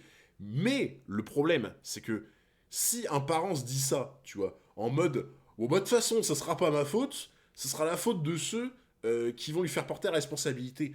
Ah mais tu peux pas... C'est trop facile, tu vois ce que je veux dire? Genre, au bout d'un moment, si tu te décharges de toutes tes responsabilités en disant, bah dans tous les cas, il se passera ça, donc c'est pas moi, non quoi, tu vois. Genre, tu peux pas... Enfin, c'est trop facile quoi, tu vois. Le débat il va durer toute la vie. Non, mais moi je trouve ça intéressant un débat comme ça. tes Les gens. ennemis Je sont trouve ça nos vachement ennemis. Et intéressant. peu importe qui c'est et à quel point ils sont forts, on va les défoncer. Robin comprend qu'elle est parfaitement acceptée et qu'elle a enfin trouvé sa place. Luffy prend la responsabilité de devenir l'ennemi du gouvernement, enlevant ce poids sur les épaules de Robin. Maintenant, ils sont tous logés à la même enseigne. Une preuve de loyauté incroyable. Ouais. C'est aussi un moment important dans One Piece parce que Luffy, même s'il n'en a pas conscience parce que c'est un teubé, en faisant ça, nous indique clairement qui est le grand méchant de One Piece. Et ce n'est pas une personne, il s'agit d'un système. Ouais, une Jusqu'ici, entité, ouais, on c'est ça. voguait d'île en île, d'aventure en aventure, sans trop se prendre la tête. Bon, à partir de maintenant, on va continuer à faire ça, mais il y aura toujours une ombre, une grande ombre qui planera au-dessus de leur tête. Et ça renforce l'idée qu'Oda utilise la figure du pirate comme étant une figure révolutionnaire, une figure contestataire. Mais ça, on l'a déjà évoqué dans des épisodes précédents. Et tous les parents, tout le monde font des erreurs un jour. Des rebelles dans une dictature devraient arrêter d'avoir des enfants parce qu'ils sont criminels. Ben non, c'est pas aussi extrême que ça, tu vois. Mais c'est juste que... En fait, moi, mon raisonnement est tout simple. C'est que si tu sais que t'as une activité, quelque chose qui fait que t'es très recherché et que tu vas mettre en danger ta descendance et que si t'as un fils, tu vas le mettre en danger toute sa vie, qui va être traqué toute sa vie parce que, à cause de ce que tu fais, bah c'est un peu lui donner la mort que de le mettre à la vie, tu vois. Ça, si tu lui donnes la vie, c'est lui donner une vie horrible, tu vois. Moi, c'est juste ça que je dis. Je dis pas que c'est bien ou mauvais, je dis juste que bah, le constat est là, en fait, tu vois. Et que c'est pas évident, c'est vraiment pas évident, c'est des décisions qui sont très très compliquées, je trouve. Le mot faute est un jugement égale condamnation. J'aime beaucoup le fait que tu parles de responsabilité car cela change tout. Ouais, mais c'est ça pour moi, tu vois. C'est vraiment la différence que je fais. C'est la responsabilité, tu vois. C'est comme tu dis, c'est pas, il n'y a pas de jugement, de faute, de condamnation quoi. C'est ça, c'est la responsabilité. C'est en gros, tu sais que ton enfant, c'est toi qui a sa charge, c'est toi qui dois l'élever, c'est toi qui dois, tu vois, prendre soin de lui. Et donc en fait, bah, indirectement, ce que tu fais à côté, ça a de l'impact sur lui, en fait, tu vois. La mère de Robin n'a rien fait de mal en soi, ni les gens de leur île, ils n'ont pas arrêté d'avoir des enfants. parce que le gouvernement mondial ne veut pas les laisser connaître leur histoire. Bah, le problème, c'est que du coup, en raisonnant comme ça, tu condamnes vraiment tes futurs gosses. Vraiment, tu les condamnes. Encore une fois, je t'ai dit, il n'y a pas de bonne ou de mauvaise solution. Mais c'est... Dans ma solution, il n'y a pas que des bons points. Dans la tienne, il n'y en a pas non plus que des bons points, tu vois. Et la vie, c'est tout le temps comme ça, malheureusement. La vie, c'est tout le temps comme ça. C'est tout le temps, t'as jamais le jackpot. T'auras toujours un bon truc, mais en même temps des mauvais à côté, quoi. Tu vois. Et c'est vrai que c'est presque un débat philosophique, tu vois. Genre, qu'est-ce que tu fais ? Et qu'est-ce que tu fais ? Parce que c'est vrai qu'aussi, si tu ne fais plus d'enfants à cause de ça, eh ben, tu ne donnes plus la chance à des gamins, en fait, d'évoluer. Donc c'est triste aussi. Je suis d'accord avec toi. Si tu ne fais plus d'enfants, si tout le monde ne fait plus d'enfants à cause des situations comme ça, bah limite le monde va s'arrêter de tourner. Donc oui, c'est ultra triste et ultra... Voilà.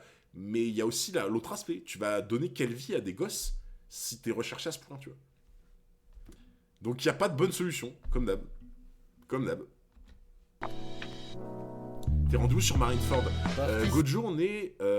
Marineford, on est pile au moment où Mihawk se fait intercepter par Vista. Donc Luffy se battait contre Mihawk et Vista est venu intercepter Mihawk, donc ça lui laisse un peu le champ libre. Franchement, j'avoue, je pense que la prochaine étape, je sais pas contre qui il va se battre, mais ça va être incroyable, je pense. Roger a quand même voulu mettre son fils en sécurité avec Garp. Ouais, mais justement, c'est pour ça que je te dis que quand je dis ça, je ne mets pas dans un sac en mode les Roger, les Olvia et tout, je les mets pas dans un sac en mode ouais, ça a jeté, machin. Tu vois, pas du tout. C'est pas du tout ce que je dis. Tu vois.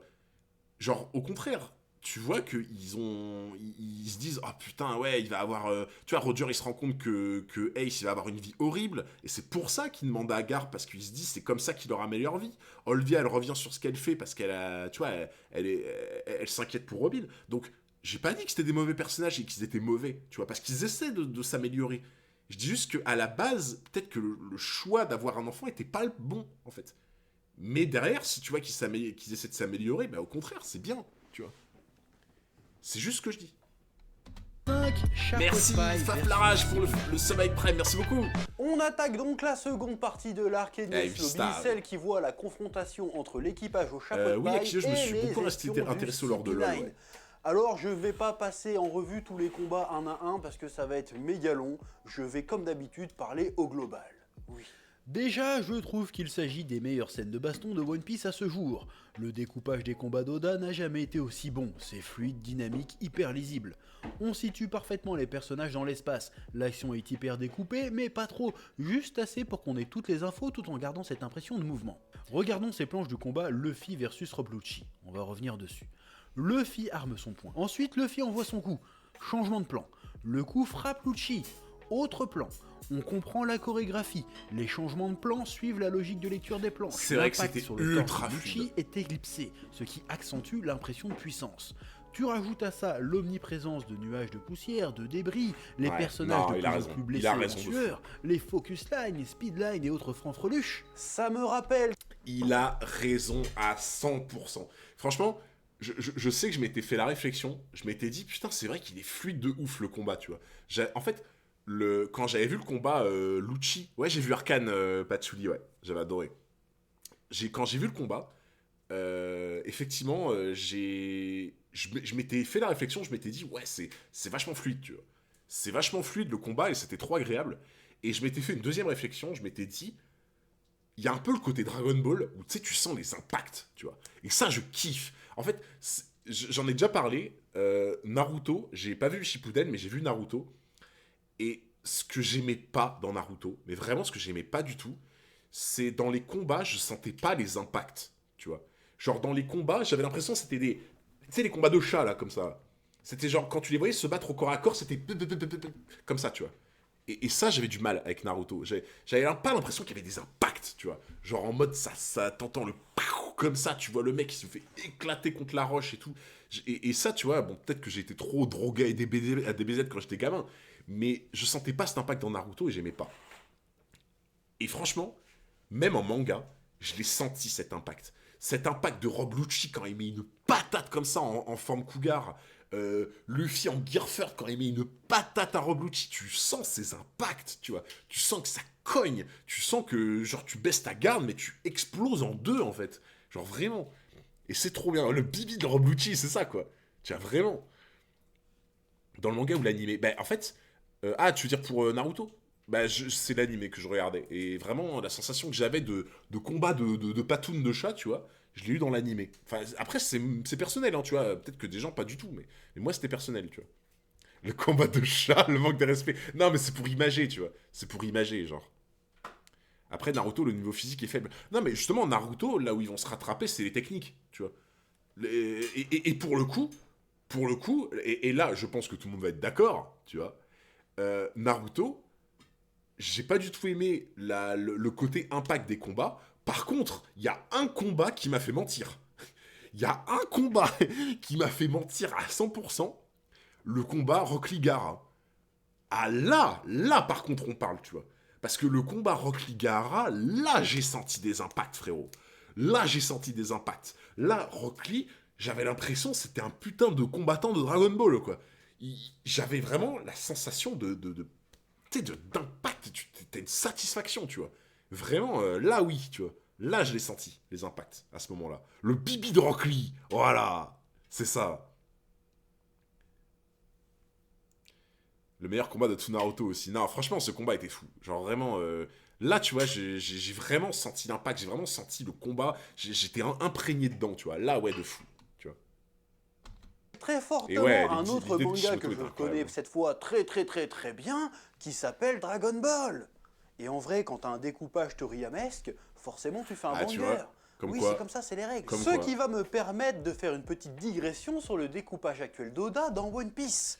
Ça n'a... Oula, attendez, c'était quoi déjà 22, Oula. 20. Ouais, 22-20. Oh putain, je suis à 22-24.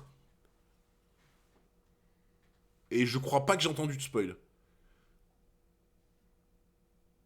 Ah non, c'est 22-30 à 22-40, ok.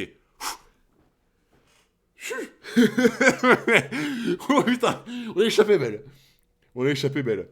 Ok, apparemment c'est 22-30. Ah non, 22-20. Attends, c'est 22-20 ou 22-30? Bon, en tout cas, je crois pas avoir entendu de spoil en 4 secondes là. Je crois pas avoir entendu de spoil en 4 secondes, donc ça va. Ok, c'est jusqu'à 22-40. Oh putain, j'ai un ultra instinct, les gens. Mais alors, quelque chose, hein. C'est moi, c'est pas Whis hein, qui a appris l'ultra instinct à Goku, c'est moi. Hein. C'est moi Whis en fait. Hein. Oui. Et j'ai l'impression qu'Enies Lobby, c'était son putain de prime en fait. Madame Ouais, tu 404 peux qui fait réagir en son Naruto commentaire run. si tu veux, mais regarde au fond de ton cœur. Tu sais que j'ai pas tout à fait tort. Oui. Bref, cette ouais, série de combats Honnêtement, moi encore aujourd'hui, Enies Lobby c'est mon arc préféré. Hein. J'attends de finir Marineford, tu vois. Mais pour l'instant, Enies Lobby est encore mon arc préféré. Mais par contre, c'est possible qu'à la fin de Marineford, tu vois, là en mode... Ouais. Genre... Mais pour l'instant, Enies Lobby c'est encore mon arc préféré. Ouais. dans la tour judiciaire fait officiellement rentrer la seconde partie d'Enies Lobby dans la prestigieuse famille Ah, des pareil arcs pour beaucoup, du je pense. Hein. sanctuaire. Ah bah oui, dans le Si chat, vous je sais, ignorez hein. encore ce qu'est un arc du sanctuaire, je vous invite à aller voir ma vidéo sur le sujet qui est plutôt récente. Elle est probablement en fiche. Oui. Version Il y a courte, tout c'est le quand monde les héros... qui a pompé le principe d'arc du sanctuaire. Hein. C'est abusé. Hein. Mais genre vraiment, hein. C'est là où tu te rends compte que Chevalier du Zodiac, il y a tout le monde qui a pompé dessus. C'est abusé, genre. Franchement, tu te dis, mais franchement, juste en fait, le principe que on ait donné un nom à ça, tu vois, ça montre à quel point ça a eu de l'impact de fou dans les shonen. Hein. Mais vraiment. Genre, franchement, dans les shonen ultra connus, genre Naruto, One Piece, machin, tu vois, Bleach, je pense que mais tous les mangas ont eu un arc du sanctuaire. Genre tous. Bah oui, la recette est efficace de fou. En fait, c'est une valeur sûre. C'est vraiment une valeur sûre. Tu sais que l'arc, ça va marcher, en fait. Tu vois. C'est la recette... tu sais, c'est vraiment en mode... tu veux être sûr que tes gamins, ils soient contents pour le dîner de ce soir, tu fais des burgers, quoi. Tu vois. C'est pareil. Tu fais des burgers à tes gamins, tu sais que ça passe, tu vois. Tu sais qu'ils vont être contents, tu vois. Burger frites, tout le monde est content à la maison, tu vois. Bah là, c'est pareil. Pour ceux qui sont à jour, je mets la dernière arc dans mon top 3. Ok.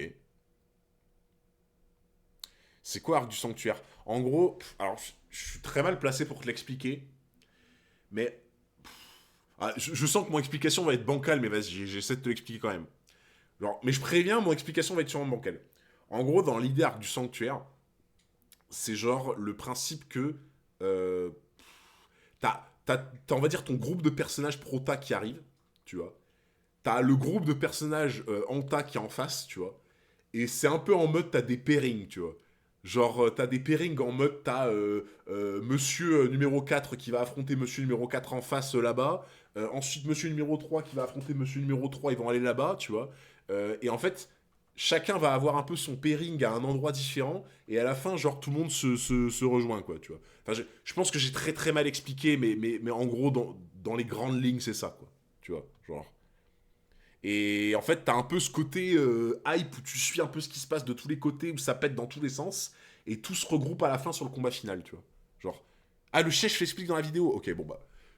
Écoutez, les gens, je laisse parler le chef. Voilà. Je laisse parler le chef. Doivent battre des méchants dans un temps imparti pour sauver quelqu'un tout en traversant un lieu. Hein, c'est à l'instar des arcs tournois, un des arcs les plus présents dans le genre shonen neketsuesque. Je pose un peu de contexte. Robin est prisonnière de menottes en granit marin. Tu l'expliques très bien. Alors, Ah Eh ben merci mon frérot Gilles. Parce que franchement, je m'attendais à ce que tout le monde me balance des flops 404 pour ma description. Et au final, ça va. Au final, c'est ok. Voilà. La chaîne d'Ulki pour Bleach, c'est autant quali que la tienne pour Hunter. Ah, merci mon frérot. Bah, quand je regarderai Bleach, j'irai voir, je pense. C'était pas mal. Ah, merci frérot. Les membres du CP9 portent chacun une clé, et seule l'une d'elles ouvre les menottes. Donc les chapeaux de paille vont devoir affronter chacun un membre du CP9 pour récupérer toutes les clés. Oui, quand il réfléchit, c'est un plan débile, surtout venant de super espions trop forts de ouf. Alors ils disent que le but c'est de faire perdre du temps au chapeau de paille pour que Spandam ait le temps de faire passer la porte de la justice à Robin, mais ça reste quand même bidon. En revanche, d'un point de vue narratif, bien qu'un peu grossier, c'est plutôt malin. Oda nous balance une espèce de quête secondaire à grand renfort de MacGuffin, et j'espère que je n'ai pas besoin d'expliquer le terme MacGuffin en Big 2023. Quand même. Bon allez, je vais faire un petit effort. Un MacGuffin, c'est un objet qui justifie l'histoire. C'est quand le but de l'histoire, c'est de retrouver ou de récupérer un objet. Voilà, par exemple... Vous connaissiez ça? Un quoi? Un Mac... Comment vous l'écrivez, ça? J'ai jamais entendu ce mot de ma vie. Ah ouais, il y en a qui connaissent. Ah non, ouais, dans le chat, il y en a qui connaissent pas comme moi. Ok. Un MacGuffin. Mais gros, c'est quoi? Pour moi, c'est le nom d'un gâteau, ça. C'est un gâteau que tu vas prendre à Marie Blachère. Un McMuffin, mais c'est ça, moi j'entends McMuffin, moi. Moi je suis un gros, donc j'entends McMuffin.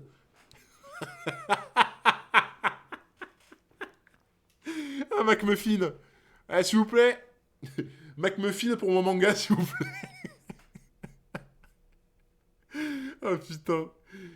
Ok, ouais, bah ça a l'air partagé. Je crois qu'il y a la moitié qui connaît, l'autre moitié qui connaît pas.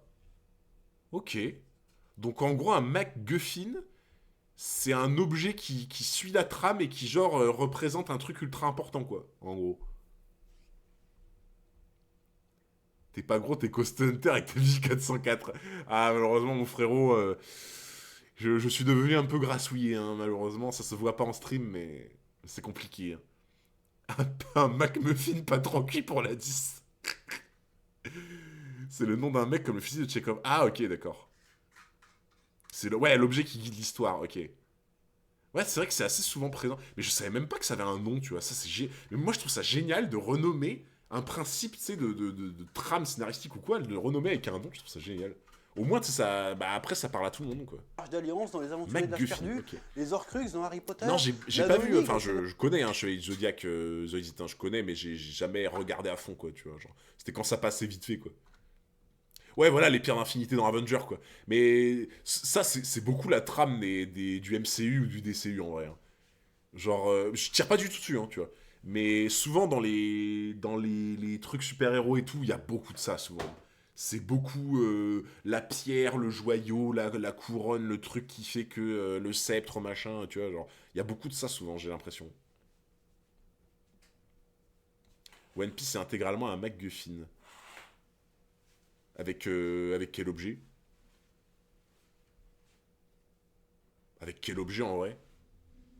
Parce que, genre... je vois pas, hein. Ah, avec le One Piece. Ouais. Oui, c'est... Ouais, techniquement, ouais. Oui, techniquement, ouais, avec le One Piece. C'est vrai. Ah ouais, non, je suis d'accord. Les clés de la cave des rêves. Ouais, aussi, quoi. Non, c'est vrai que le One Piece, effectivement, Des c'est le Anneaux, cas aussi. les pierres d'infinité dans le MCU, les Dragon Ball dans Dragon Ball, ou encore même Ouais, c'est vrai. bah, le One Piece dans One Piece, tout simplement. Eh ben voilà, Ici, les ça gens, va être- je vous l'ai dit depuis le début, le One Piece dans One Piece, c'est un McMuffin, là. C'est un McMuffin du McDo, là, le One Piece dans One Piece. Ouais, personne voulait me croire, là, dans le chat, là. Voilà, écoutez la voix de la sagesse 404. Ouais, c'est vrai que dans Fullmetal Alchemist, avec la pierre philosophale, c'est ça aussi, quoi. Je préchote le chef, c'est ça. Tu donnes faim. Ah, à force de parler de McMuffin, là. Roger est un énorme gourmand. Tu imagines, le One Piece, c'est un gros muffin, là.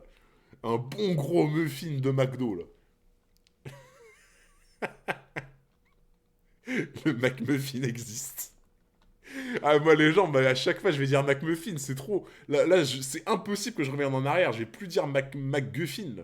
Je vais plus. J'ai oublié même que c'est un G, je pense. Je vais tout le temps me dire Les McMuffin. fameuses clés de menottes. Ça donne un prétexte à Oda pour séparer les chapeaux de paille et montrer plusieurs fights en parallèle.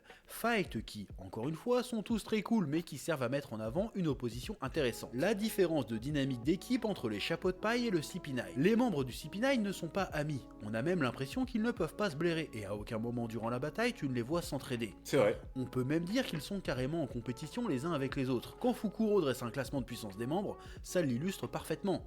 Quand l'un d'eux est vaincu ou défaillant, il est tout de suite méprisé et rejeté par le groupe. Blueno se fait battre par Luffy, oh, pas étonnant, c'est une grosse merde. Alors qu'en face d'eux, Let's go, le chef. Let's go, je suis d'accord avec toi. Je suis d'accord avec toi. Kinder Bueno, c'est de l'eau. Kinder Bueno, il retourne au distributeur. Voilà. C'est bien. Voilà. C'est ça, chef. Je valide ce que tu dis. Kinder Bueno, il retourne au distributeur, là. La date de péremption. les chapeaux de paille sont amis, ont des liens forts et prennent soin les uns des autres. On le voit quand Usopp se retrouve menotté à Zoro, ou quand Chopper se transforme en gigamonstre Ah, et qu'il il interrompt était le effrayant combat comme Khalifa ça. versus Nami. Khalifa est Ça choqué de prend voir une que Nami ne dégustation. s'intéresse plus du tout à elle, mais s'inquiète pour son ami. Quand Usopp se fait défoncer par Jabura et recommence à se morfondre en se disant qu'il est toujours aussi faible et inutile, ce qui fait écho à quand la Sanji. Frankie lui est tombée dessus, Sanji se Sanji pointe et lui dit « T'inquiète, tout le monde ne peut pas tout faire, en revanche tu as des capacités dont je suis dépourvu. » Ça, c'était génial. Ça, je pense même que c'est un de mes moments préférés d'Ines Lobby, je pense. Ce moment-là, vraiment, hein, pour moi, ce moment-là, c'était un de mes moments préférés d'Ines Lobby, et c'est vraiment un des... Franchement, Sanji, dans Ines Lobby, c'était une dinguerie. Vraiment. Genre, autant Sanji dans Water 7, c'était inexistant. À la limite, si. Il y a un moment dans Water 7 où j'ai bien aimé Sanji, c'est quand il remet les idées de Luffy en place. Genre sur le bateau, là, quand il lui met une espèce de gros kick et qu'il lui dit « Mais tu te rends compte ce que t'allais dire à Usopp et tout ?» Tu vois, là, ouais. Là, il y a eu un moment intéressant de Sanji, tu vois. Mais par contre... Oui, bon, le sac poubelle, ok. Ah, il n'y a pas que ça, les gens. Il n'y a pas que le sac poubelle. Dans le train. Bah, dans le train, ça allait, tu vois. Dans le train, c'était ok. Dans le train, il a juste eu un adversaire à la con, quoi. Mais dans le train, il lui a mis la rouste, tu vois. Mais bon, il y a le sac poubelle. Bon, c'est vrai que Sanji, en mode poche leader price... c'est vrai que c'était pas fou.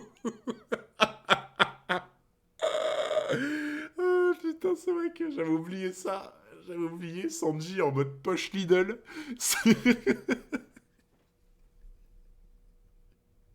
Oh, putain. Il faut que je retrouve une image, attendez. Attendez, là faut vraiment... Il faut que je retrouve une image de lui, là. Attendez. Attends, si je mets Sanji... Sanji Khalifa.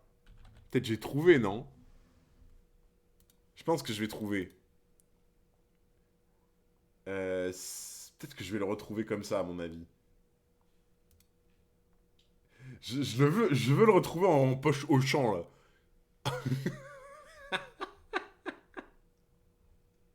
C'était génial. Putain. Vous dites poche dans le sud, vous êtes bizarre. Ouais, je sais pas. Et pourtant, à la base, je viens du nord, tu vois, mais... Ah, mec, je veux trop le retrouver, j'y arrive pas. J'arrive pas à retrouver Sanji en mode leader price. Où es-tu? Ah, franchement, les modérateurs, si vous arrivez à me retrouver ça, vraiment, vous êtes des génies. Oh! Non, Souli l'a trouvé, je crois. Je crois que Souli l'a trouvé. Ah ouais, non, mais c'est pas comme ça. Genre, en fait, Soul, l'image que j'avais, c'était, tu sais, quand il était contre l'escalier ou je sais pas quoi, là. Tu sais, on le voyait, on le voyait comme ça de côté, là. Tu sais, on le voyait comme ça de côté, assis contre l'escalier au loin, là. C'est cette image-là que je voudrais retrouver. Je sais pas si tu vois, genre. Parce que, genre, en fait, là, c'est cette image-là que... Attendez. C'est cette image qu'il a trouvée, mais c'est pas celle-là... Attendez, je vous montre. C'est cette image-là qu'il a trouvée. Mais moi, je vous parle de l'image au loin, là, quand il était contre l'escalier, là. Je sais pas si vous voyez ce que je veux dire. Tu veux quoi exactement quand Sanji en mode lavé? Ouais, c'est ça. Tu sais, quand il était, tu le voyais au loin, collé contre le mur comme ça, de côté, là, en mode poche au champ, tu vois. Moi, je le laisse faire. Peut-être qu'il va réussir à trouver. Je le laisse faire. Tac. Il faisait la manche. Utilise-les pour trouver une solution à tout ce bordel. Ils n'ont pas rejeté Usopp, ils ne l'ont pas blâmé, Je pense ils le que ça va. soutiennent, Ah ouais. lui font confiance et l'aident à Incroyable, utiliser cette scène. son plein potentiel. Un autre élément qui illustre ça très bien, ce sont les combats Zoro versus Kaku et Sanji versus Jabura. Kaku et Jabura Diable Jambe sont aussi. rivaux et au premier abord, on Diable peut se Jambe. dire que leur rivalité est du même ordre que celle opposant Sanji et Zoro. Ils s'envoient des vannes, s'asticotent, veulent toujours en découdre pour voir qui est le plus fort. Ouais, c'est vrai, ouais. Mais la grosse différence entre eux, c'est que Kaku et Jabura ne s'apprécient vraiment pas. Alors Ça, par contre, c'est vrai, hein. J'avais pas remarqué que Jabura et Kaku, c'est vraiment les mêmes que Zoro Sanji, mais version mauvais, en fait, quoi. C'est... Effectivement, j'avais pas fait le lien, mais c'est la copie conforme Zoro Sanji, mais dans le côté maléfique, en fait, quoi. Effectivement. que Zoro et Sanji, on sait bien qu'au fond ils se kiffent.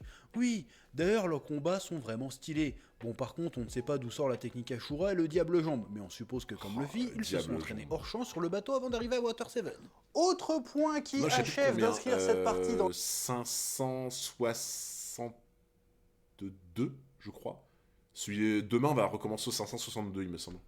la tradition des arcs des sanctuaires, et c'est un point sur lequel je ne suis pas revenu dans ma vidéo sur le sujet d'ailleurs, mais c'est que chaque combat est gagné, ou presque, par un power-up surprise. Chopper gagne avec son overdose de Rumble Mais Ball, oui. Nami avec... Mais de ouf!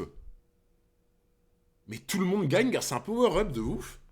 Mais surtout que, en plus, moi, à la base, tu vois, je suis un peu en mode glissade, tu vois, quand on me parle de power-up, parce que power-up, c'est un peu souvent c'est un peu le copain de Plotarmor, hein, Power-Up, hein, on va pas se le cacher. Hein, Power-Up et Plotarmor, c'est des bons potes, hein, tu vois. C'est vraiment des bons potes, Power-Up et Plotarmor, tu vois. Et c'est vrai que des fois, tu te dis, c'est un peu le truc qui va justifier quelque chose d'injustifiable, tu vois. Ça, ouais, c'est le pouvoir du scénar, un peu, tu vois. C'est un peu le pouvoir du scénar. Et c'est vrai qu'en fait, là, tu l'as pas du tout senti comme ça, je trouve, dans Enies Lobby. Genre, tout le monde a gagné grâce à un power-up, mais c'était pas lourd, c'était pas forcé, tu sentais que c'était venu un peu naturellement, tu vois, genre... Ouais, il a rechargé les batteries, Franky, ouais. C'est un peu différent, mais oui, c'est un peu la... avec sa technique de Fata Morgana, hein, Et en plus, technique c'était improvisée nécessaire, parce le qu'elle n'a power-up, pas pu ouais. s'y entraîner, elle n'avait pas encore son nouveau bâton climatique. Dans le 411 Hunter. Ah, le truc avec Sanji, ouais. Sanji a sorti son diable jambe et Zoro son Ashura. Quant à Luffy, on va y revenir. Oh, le bruit.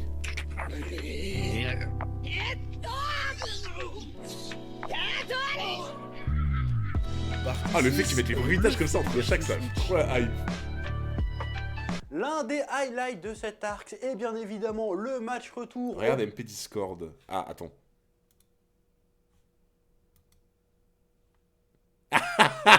Let's go.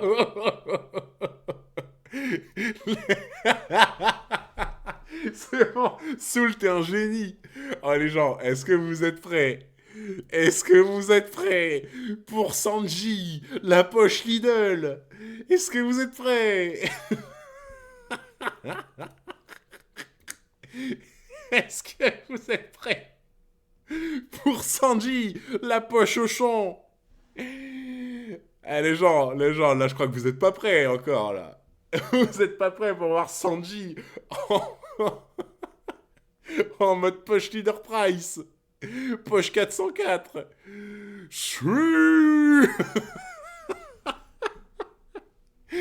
Oh gros, je crois que quand j'avais vu ça la première fois, mais j'avais explosé de rire. J'en pouvais plus. en mode la poche au champ qui a été abandonnée comme ça. Le caddie, tu sais, sur le parking. Le caddie dont personne ne veut, là, qui a jamais été ramené, tu sais. En fait, ça me fume parce que, tu sais, elle pendouille comme ça, tu vois. Genre, en plus, quand tu sais à quel point Sanji, c'est un goat dans l'arc, de le voir comme ça, c'est misérable, en fait. La réaction de Zeph. Zeph, il est s'arrache les cheveux. Zeph, il s'arrache les moustaches, genre. Zeph, il a, mais putain, mais j'ai tout donné pour une poche au champ. Genre, quelle est cette poubelle au milieu de la coloc? Ah non, gros, c'est trop. C'est trop. Genre, vraiment. Ah, j'adore. Ah, franchement, non, mais Zeph, il aurait pété un plomb. Zeph, vraiment, il aurait été là. Mais qu'est-ce que tu fous? Qu'est-ce que tu fous? Respecte-moi un peu. Oh là là. Posant le capitaine de l'équipage au chapeau de paille, Monkey Ah, peut-être que D. Zeph, il s'est pris une barre, en fait, à ouais. Rob Lucci, le chef de l'organisation secrète du gouvernement Gardé dans son mondial, le éducation. CP9. Un combat qui reste à ce jour l'un de mes combats préférés de One Piece, principalement parce que c'est un combat à l'ancienne. Pas de capacité tarabiscotée qu'il faut 10 pages pour les expliquer, pas de méga stratégie de fou, non. Juste deux mecs trop balèzes c'est vrai. qui se foutent des nions hyper violents en C'est explosant vrai, le hein. décor. Des bastons comme on n'en fait plus. Et ce C'est duel vrai que- reste dans Qu'est-ce la qu'ils se mettent dans la gueule? C'est vrai que c'était vraiment un combat de bourrin. Mais alors un combat de bourrin comme t'en as rarement vu. Hein. C'est... Ah bah pour le coup, on parlait de fluidité tout à l'heure, d'impact dans les coups. Ah là gros, si tu veux de l'impact dans un combat de One Piece, celui-là t'es servi. Hein. Ah là, avec les ignons qui se mettent... C'est des autres combats mettant en C'est la scène fête le foraine, CP9, hein, il s'agit avant tout d'un combat idéologique. Lors de l'arc Ouais, aussi, Alabasta, Oda semblait vouloir opposer la figure du pirate à celle du Ah, mafieux. tu vois les derniers du lives, quels sont les gangster, persos qui t'impressionnent le plus jusqu'ici? Qui m'impressionnent le plus? Bah, Barbe Blanche. Quand même. Quand même. Je pense que je serais un menteur si je dirais pas Barbe Blanche. Genre, tu peux que être impressionné par un mec comme lui. Magellan, je pense aussi. Barbe Blanche et Magellan, je pense que dernièrement, c'est les deux... Bah, Akainu, je peux le mettre aussi, je pense. Parce que Akainu, il fait vraiment, vraiment flipper. Enfin, Akainu, c'est le genre de gars, tu veux vraiment pas... Je pense que t'as le choix entre affronter des monstres. Je pense qu'Akainu, c'est un des derniers que tu choisis. Genre. Parce que en fait, t'as l'impression que juste tu te fais prendre une pichenette, tu crèves instant, quoi, tu vois. Je pense que ouais, ces trois-là, c'est ceux qui m'ont le plus impressionné dernièrement, je pense. incarné par le personnage de Crocodile. Ici, il semble vouloir l'opposer à une autre figure iconique de la pop culture et de la fiction, l'agent secret ou l'espion. D'un côté, nous avons Luffy, le pirate, l'incarnation de la rébellion et de la liberté absolue, et de l'autre, nous avons Lucci, qui incarne quasiment l'exact contraire. L'espion est un outil aux ordres de l'État, aux ordres du pouvoir. Lucci se donne corps et âme au gouvernement. Il ne pose pas de questions et exécute ses missions. Il voit sa propre soumission aveugle comme une vertu et met tout en œuvre pour que le reste du monde soit aussi soumis que lui. On dirait que pour lui, être soumis au pouvoir, c'est une manière de l'incarner. Il a l'air d'avoir une vision assez binaire du monde.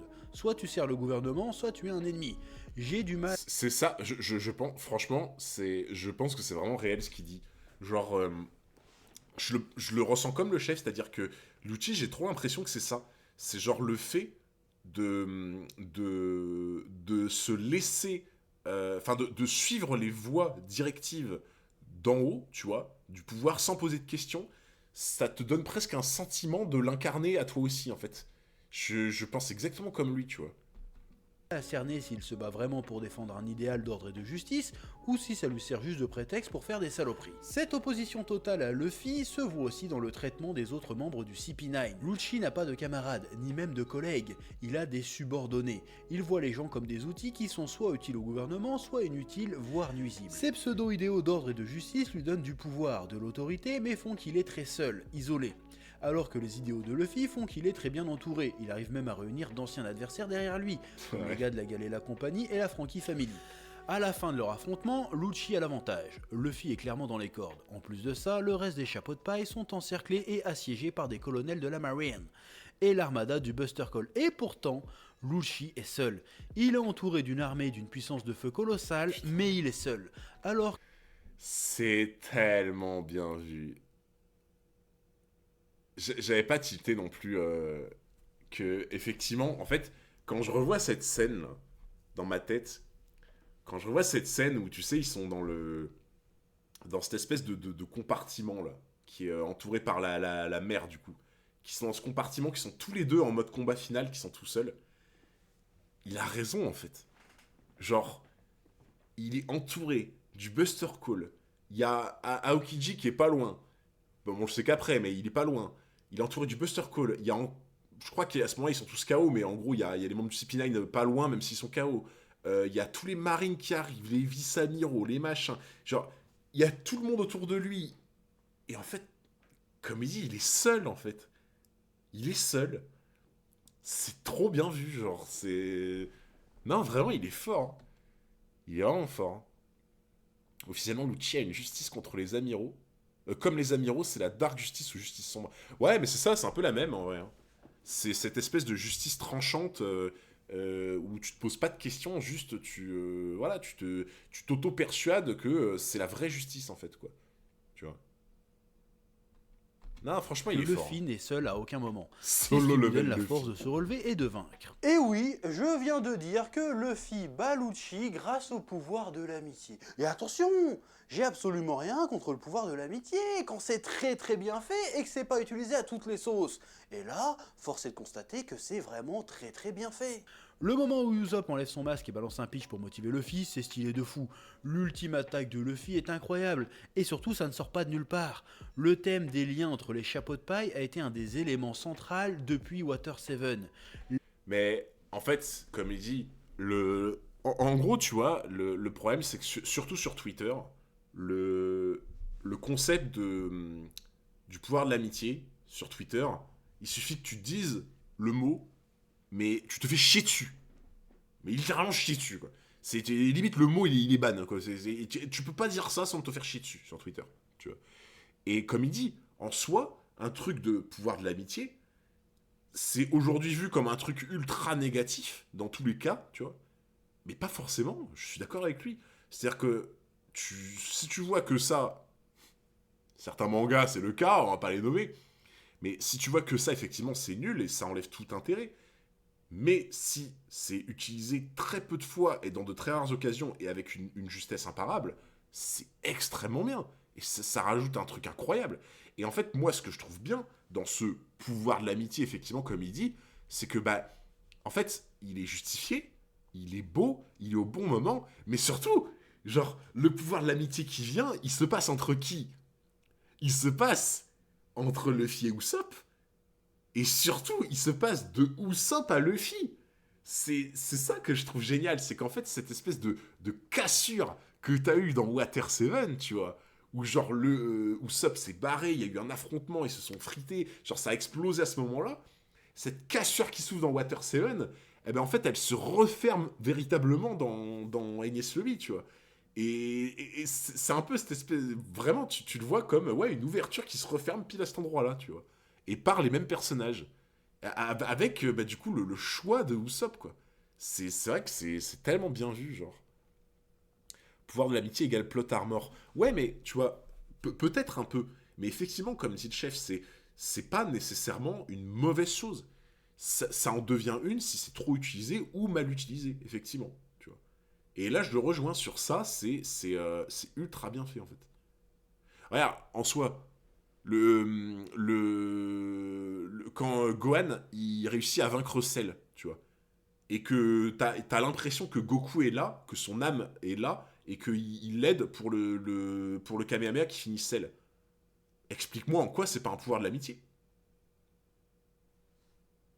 Explique-moi en quoi le Genkidama qu'il fait à la fin contre Petit Boo, explique-moi en quoi c'est pas un pouvoir de l'amitié, tu vois. C'est la même chose, mais pourtant c'est incroyable. Les deux fins sont folles, mais parce que c'est ultra bien utilisé, en fait. Tout ce truc autour du personnage de Mister Satan qui, à la fin, c'est lui qui décante le truc et qui permet de le faire, c'est ultra bien utilisé, tu vois. Et en fait, c'est pas une mauvaise chose, c'est que c'est bien maîtrisé. Ça serait mauvais, mais c'est Jean-Marc Guffin, ça je reconnais. Ouais, en fait c'est ça, ce qui est dommage, c'est que faut pas qu'on ait trop le plot armor facile en fait, tu vois. Parce que oui, il y en a des plot armor. Moi je vous l'ai toujours dit, déjà, je sais que vous n'êtes pas d'accord certains avec moi, mais le plot armor que j'ai pas trop aimé, c'est quand Luffy s'était fait transpercer le cœur par Crocodile à Alabasta, qui coule dans le sable, et que genre limite Robin le sort de là et que tout va bien, tu vois. Ça par exemple, moi j'avais pas aimé. Ça j'ai toujours dit. Je sais que certains d'entre vous, vous me dites oui, mais il n'a pas vraiment eu le cœur, oui, mais il est élastique, donc ça va. Ah, c'est un peu trop, tu vois. Pour moi, c'est un peu trop. C'est genre là, gros, il aurait vraiment dû être dans un sale état, tu vois. Ça j'avoue, j'avais pas aimé. Pourtant, j'ai adoré Alabasta, tu vois. Mais ça, j'avais pas aimé. J'ai trouvé que c'était un peu un plot tower, tu vois. Mais à part ça, ça va, quoi, tu vois, genre... Ouais, voilà, il a même pas de cicatrice après, enfin, tu vois, bon... Ça, tu vois, ça m'a un peu saoulé. Mais ça va, tu vois. Franchement, ça va. Genre. L'équipage a traversé des tempêtes même littéralement, a frôlé l'implosion et le schisme irréversible. Et maintenant, ils se retrouvent plus forts que jamais. Ils doivent laisser le passé derrière eux et évoluer pour aller de l'avant. Et la scène où le Vogue Mary vient les chercher pour les aider à fuir, incroyablement incroyable. Ouais. Ah, ça, les frissons. 本当に幸せだった君たちがいたから Partie 7, adieu Mary. Ça, c'était le pinacle. Ça, Les ceux qui adieux étaient là, ils Gohan savent. Hein. Mary Ils et savent son que contest j'ai... des scènes les plus tristes j'ai lâché de les One larmes. Piece. Mary, Il y c'était a plus plus. qu'un bateau, c'était un compagnon, un membre de l'équipage au chapeau de paille à part entière. Le petit discours de Luffy, le Going Mary qui leur parle directement et qui les remercie pour tous ces moments passés ensemble. C'est tellement triste, mais c'est beau. Mais c'est triste, mais c'est beau. Que la salle. Il me fume, putain. Ah, ce mec, il est trop con. Non, mais il est trop con dans le bon sens. C'est parce qu'il me fait rire. Quand je dis il est trop con, c'est affectif, tu vois. Saga Water 7 se termine par la mort du Going Mary et heureusement selon que moi, Madame une 404 symbolique était très là, ouais. intéressante. Alors Ouais. comme d'habitude, De attention, il va ouf. s'agir là d'une interprétation. Elle m'a soutenu. Comme je le disais, les liens entre les membres de l'équipage est un des thèmes centraux de Water 7 et Enies Lobby. Water 7 a mis leurs liens à l'épreuve et a révélé leurs faiblesses. Faiblesses qui ont failli causer un schisme irréversible et détruire l'équipage. Enies Lobby, c'est le baptême du feu pour prouver que leurs liens sont toujours solides, voire même plus qu'avant. Les événements les ont fait grandir personnellement, en tant qu'équipage et en tant que pirates. Ils ne sont plus ce petit équipage un peu excentrique et insouciant qui vit des petites aventures. Après la bataille d'Enies Lobby et la déclaration de guerre de Luffy au gouvernement, ils vont tous se retrouver mis à prix et vont être perçus comme une menace. Pas la plus grosse, loin de là, mais quand même. On peut En fait, genre... Comment ça, je clip? Genre, en fait... Pour moi, tu vois, l'avant-après Enies Lobby, c'est vraiment, t'as eu l'équipage avec un E minuscule. Et après Enies Lobby, après les événements, le côté soudé, etc., c'est un équipage avec un grand E, en fait. Genre, je sais pas si vous voyez ce que je veux dire. C'est ce genre d'événement, pour moi, et ça reflète un peu des fois ce que tu vis dans la vie de tous les jours. C'est un événement qui fait que tu ne pourras jamais retrouver la même chose avec quelqu'un d'autre, tu vois. C'est... comment dire, genre, pour ceux qui ont, par exemple, fait du sport, genre, qui ont été dans genre, une équipe de foot, des trucs comme ça, genre, les gens, par exemple, qui ont fait du volley, du foot, qui ont fait un sport collectif dans le chat, vous allez reconnaître ce que je vais dire. Genre, pour vous qui avez fait ça, et qui en avez fait des années et tout, il y a forcément dans votre vie un club, une équipe, une année précise, une saison peut-être, genre un moment dans votre vie où quand vous avez fait ce sport avec un certain groupe, un certain moment, une certaine victoire, un certain championnat, un certain truc, il s'est passé quelque chose. Il y a eu un truc qui est indescriptible et qui fait que vous vous en rappellerez même sur votre lit de mort, vous vous rappellerez de ça avec une justesse incroyable parce que c'était quelque chose que vous avez vécu qui était indescriptible, qui se passe de mots parce que ça avait rien à voir avec ce que vous avez vu avant en fait. Voilà. Et je pense qu'il y en a, ouais, non mais pas que le sport bien sûr, Eti, tu vois. Pas que le sport, ça, dans plein d'autres choses aussi, tu vois. Des fois vous me parlez de League of Legends. Dans League of Legends, il y a eu des moments où vous avez joué avec vos potes, avec une team, avec un tournoi, une LAN, vous avez fait n'importe quoi avec. Il y a eu des moments de votre vie où c'était quelque chose. Mais quelque chose avec un grand cul, voilà. C'est genre... Vous voyez ce que je veux dire ou pas? Genre, il y a des moments de votre vie, tu peux pas l'expliquer. Tu le ressens, mais tu ne peux pas l'expliquer. Et pour moi, ça fait partie de ça, tu vois. Genre, il peut se passer des trucs de dingue de partout, dans Sabaody, dans Marineford, dans Impel Down, il y a eu des trucs de malade, tu vois. Mais cet événement qui a rassemblé l'équipage comme ça, à Enies Lobby, j'ai comme une sensation que c'est une liaison qu'il y a dans l'équipage que tu pourras pas avoir deux fois. Peut-être que l'avenir va me donner tort. Hein. Peut-être que l'avenir va me donner tort et va me dire que je dis full merde et que je vais retourner ma veste. C'est possible, tu vois. Mais j'ai cette sensation que cette liaison qu'a permis Enies Lobby au sein de l'équipage, c'est quelque chose que tu ne vis qu'une fois, en fait. Tu vois. Ouais, Brooke n'y était pas. C'est triste. Brooke n'y était pas.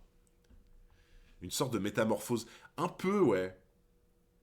Métamorphose, je vois à peu près le sens lequel tu veux le dire. C'est peut-être pas le mot que j'aurais choisi, mais il y a un peu de ça, ouais.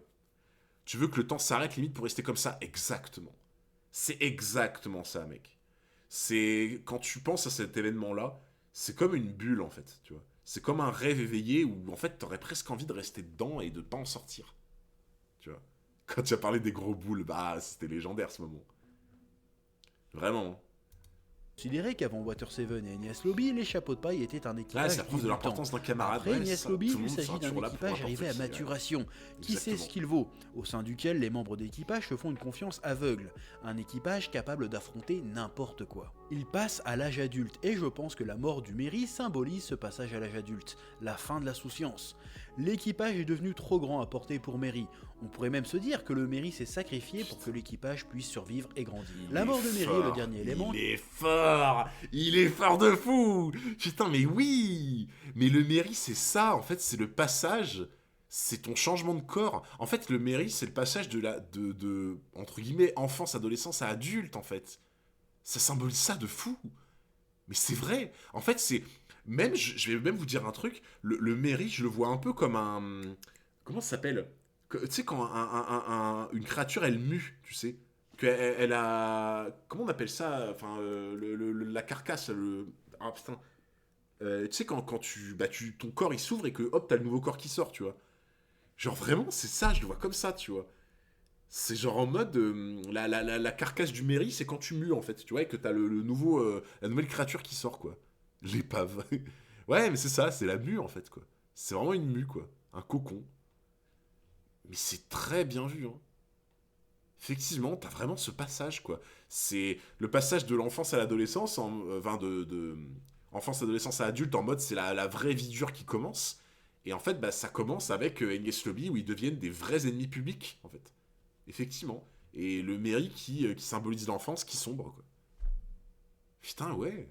Ouais, la chrysalide, c'est ça, quoi. Qui achève comme de sauver les chapeaux de paille. C'est ça, la chrysalide. Ils ont été unis dans la joie, dans l'adversité, dans la victoire.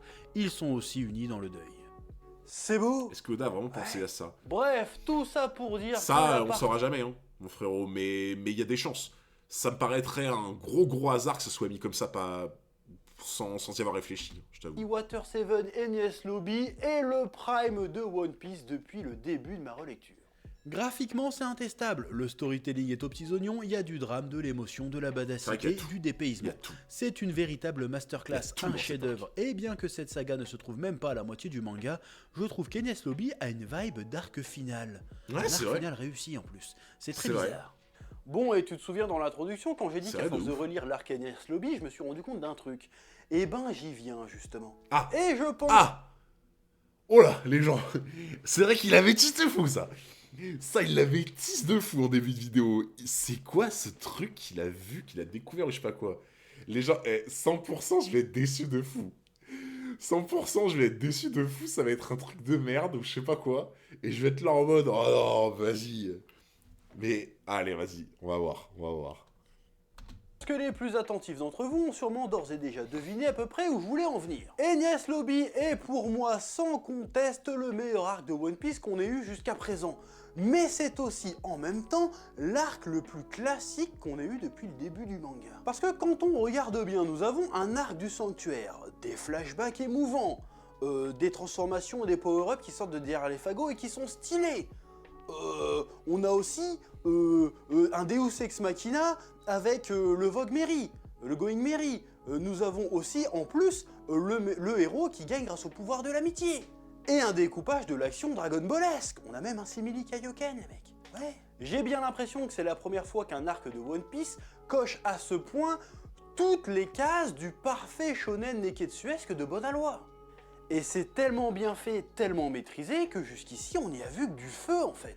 Et ça nous montre bien un truc, une idée que je défends depuis des années sur cette chaîne, c'est qu'au final, l'originalité totale, neuve et On a entière... aussi un Sanji en Lidl, mais oui, mais gros, mais juste pour ça. Juste pour le Sanji en poche Lidl, en fait. C'est le meilleur arc de One Piece. Juste pour le Sanji en poche Lidl. Mais je suis désolé, au bout d'un moment, il faudra faire une émote. Il faudra vraiment faire une émote, en fait. C'est l'emote Sanji poche Lidl. C'est vraiment, c'est obligatoire. C'est obligatoire, l'emote, en fait. On s'en bat les couilles. Tant que ton histoire, ton récit est fait avec passion, intensité et sincérité, ce qui en ressortira sera forcément génial. Et cet arc est définitivement génial. One Piece, c'est la vie. Que la passion vous guide. Ouais. En vrai, les gens, je m'attendais à une révélation de fou. En vrai, j'ai été un peu déçu. J'ai été un peu déçu. Non, en vrai, c'est vrai ce qu'il dit. Genre, ça coche absolument toutes les cases du Shonen Neketsu. Alors, vraiment, tu peux pas plus tout cocher. Et je pense que c'est pour ça qu'il est incroyable, parce que toutes les cases sont cochées, de ce qui marche et de ce qui est bien, et tout a été maîtrisé de A à Z.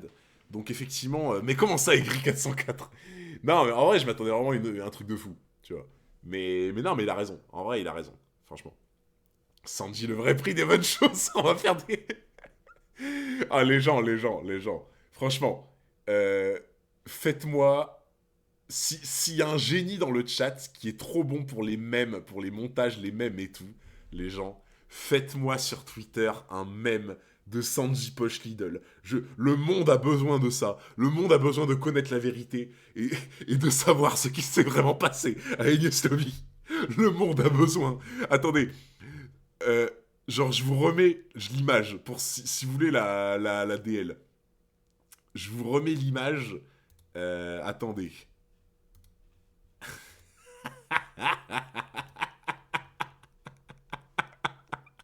J'adore. Je m'en lasserai jamais de Sanji la poche Lidl. Putain, chapitre 411, page 5, c'est ça. Ah non, les gens, s'il y a un génie parmi vous, là, un génie des mèmes qui est trop bon et tout, je veux un mème Sanji poche Lidl. C'est obligatoire. Je vais me charger de l'emote Sanji poche Lidl, mais je veux un mème Sanji poche Lidl. C'est obligatoire. Le monde réclame la vérité, je suis d'accord.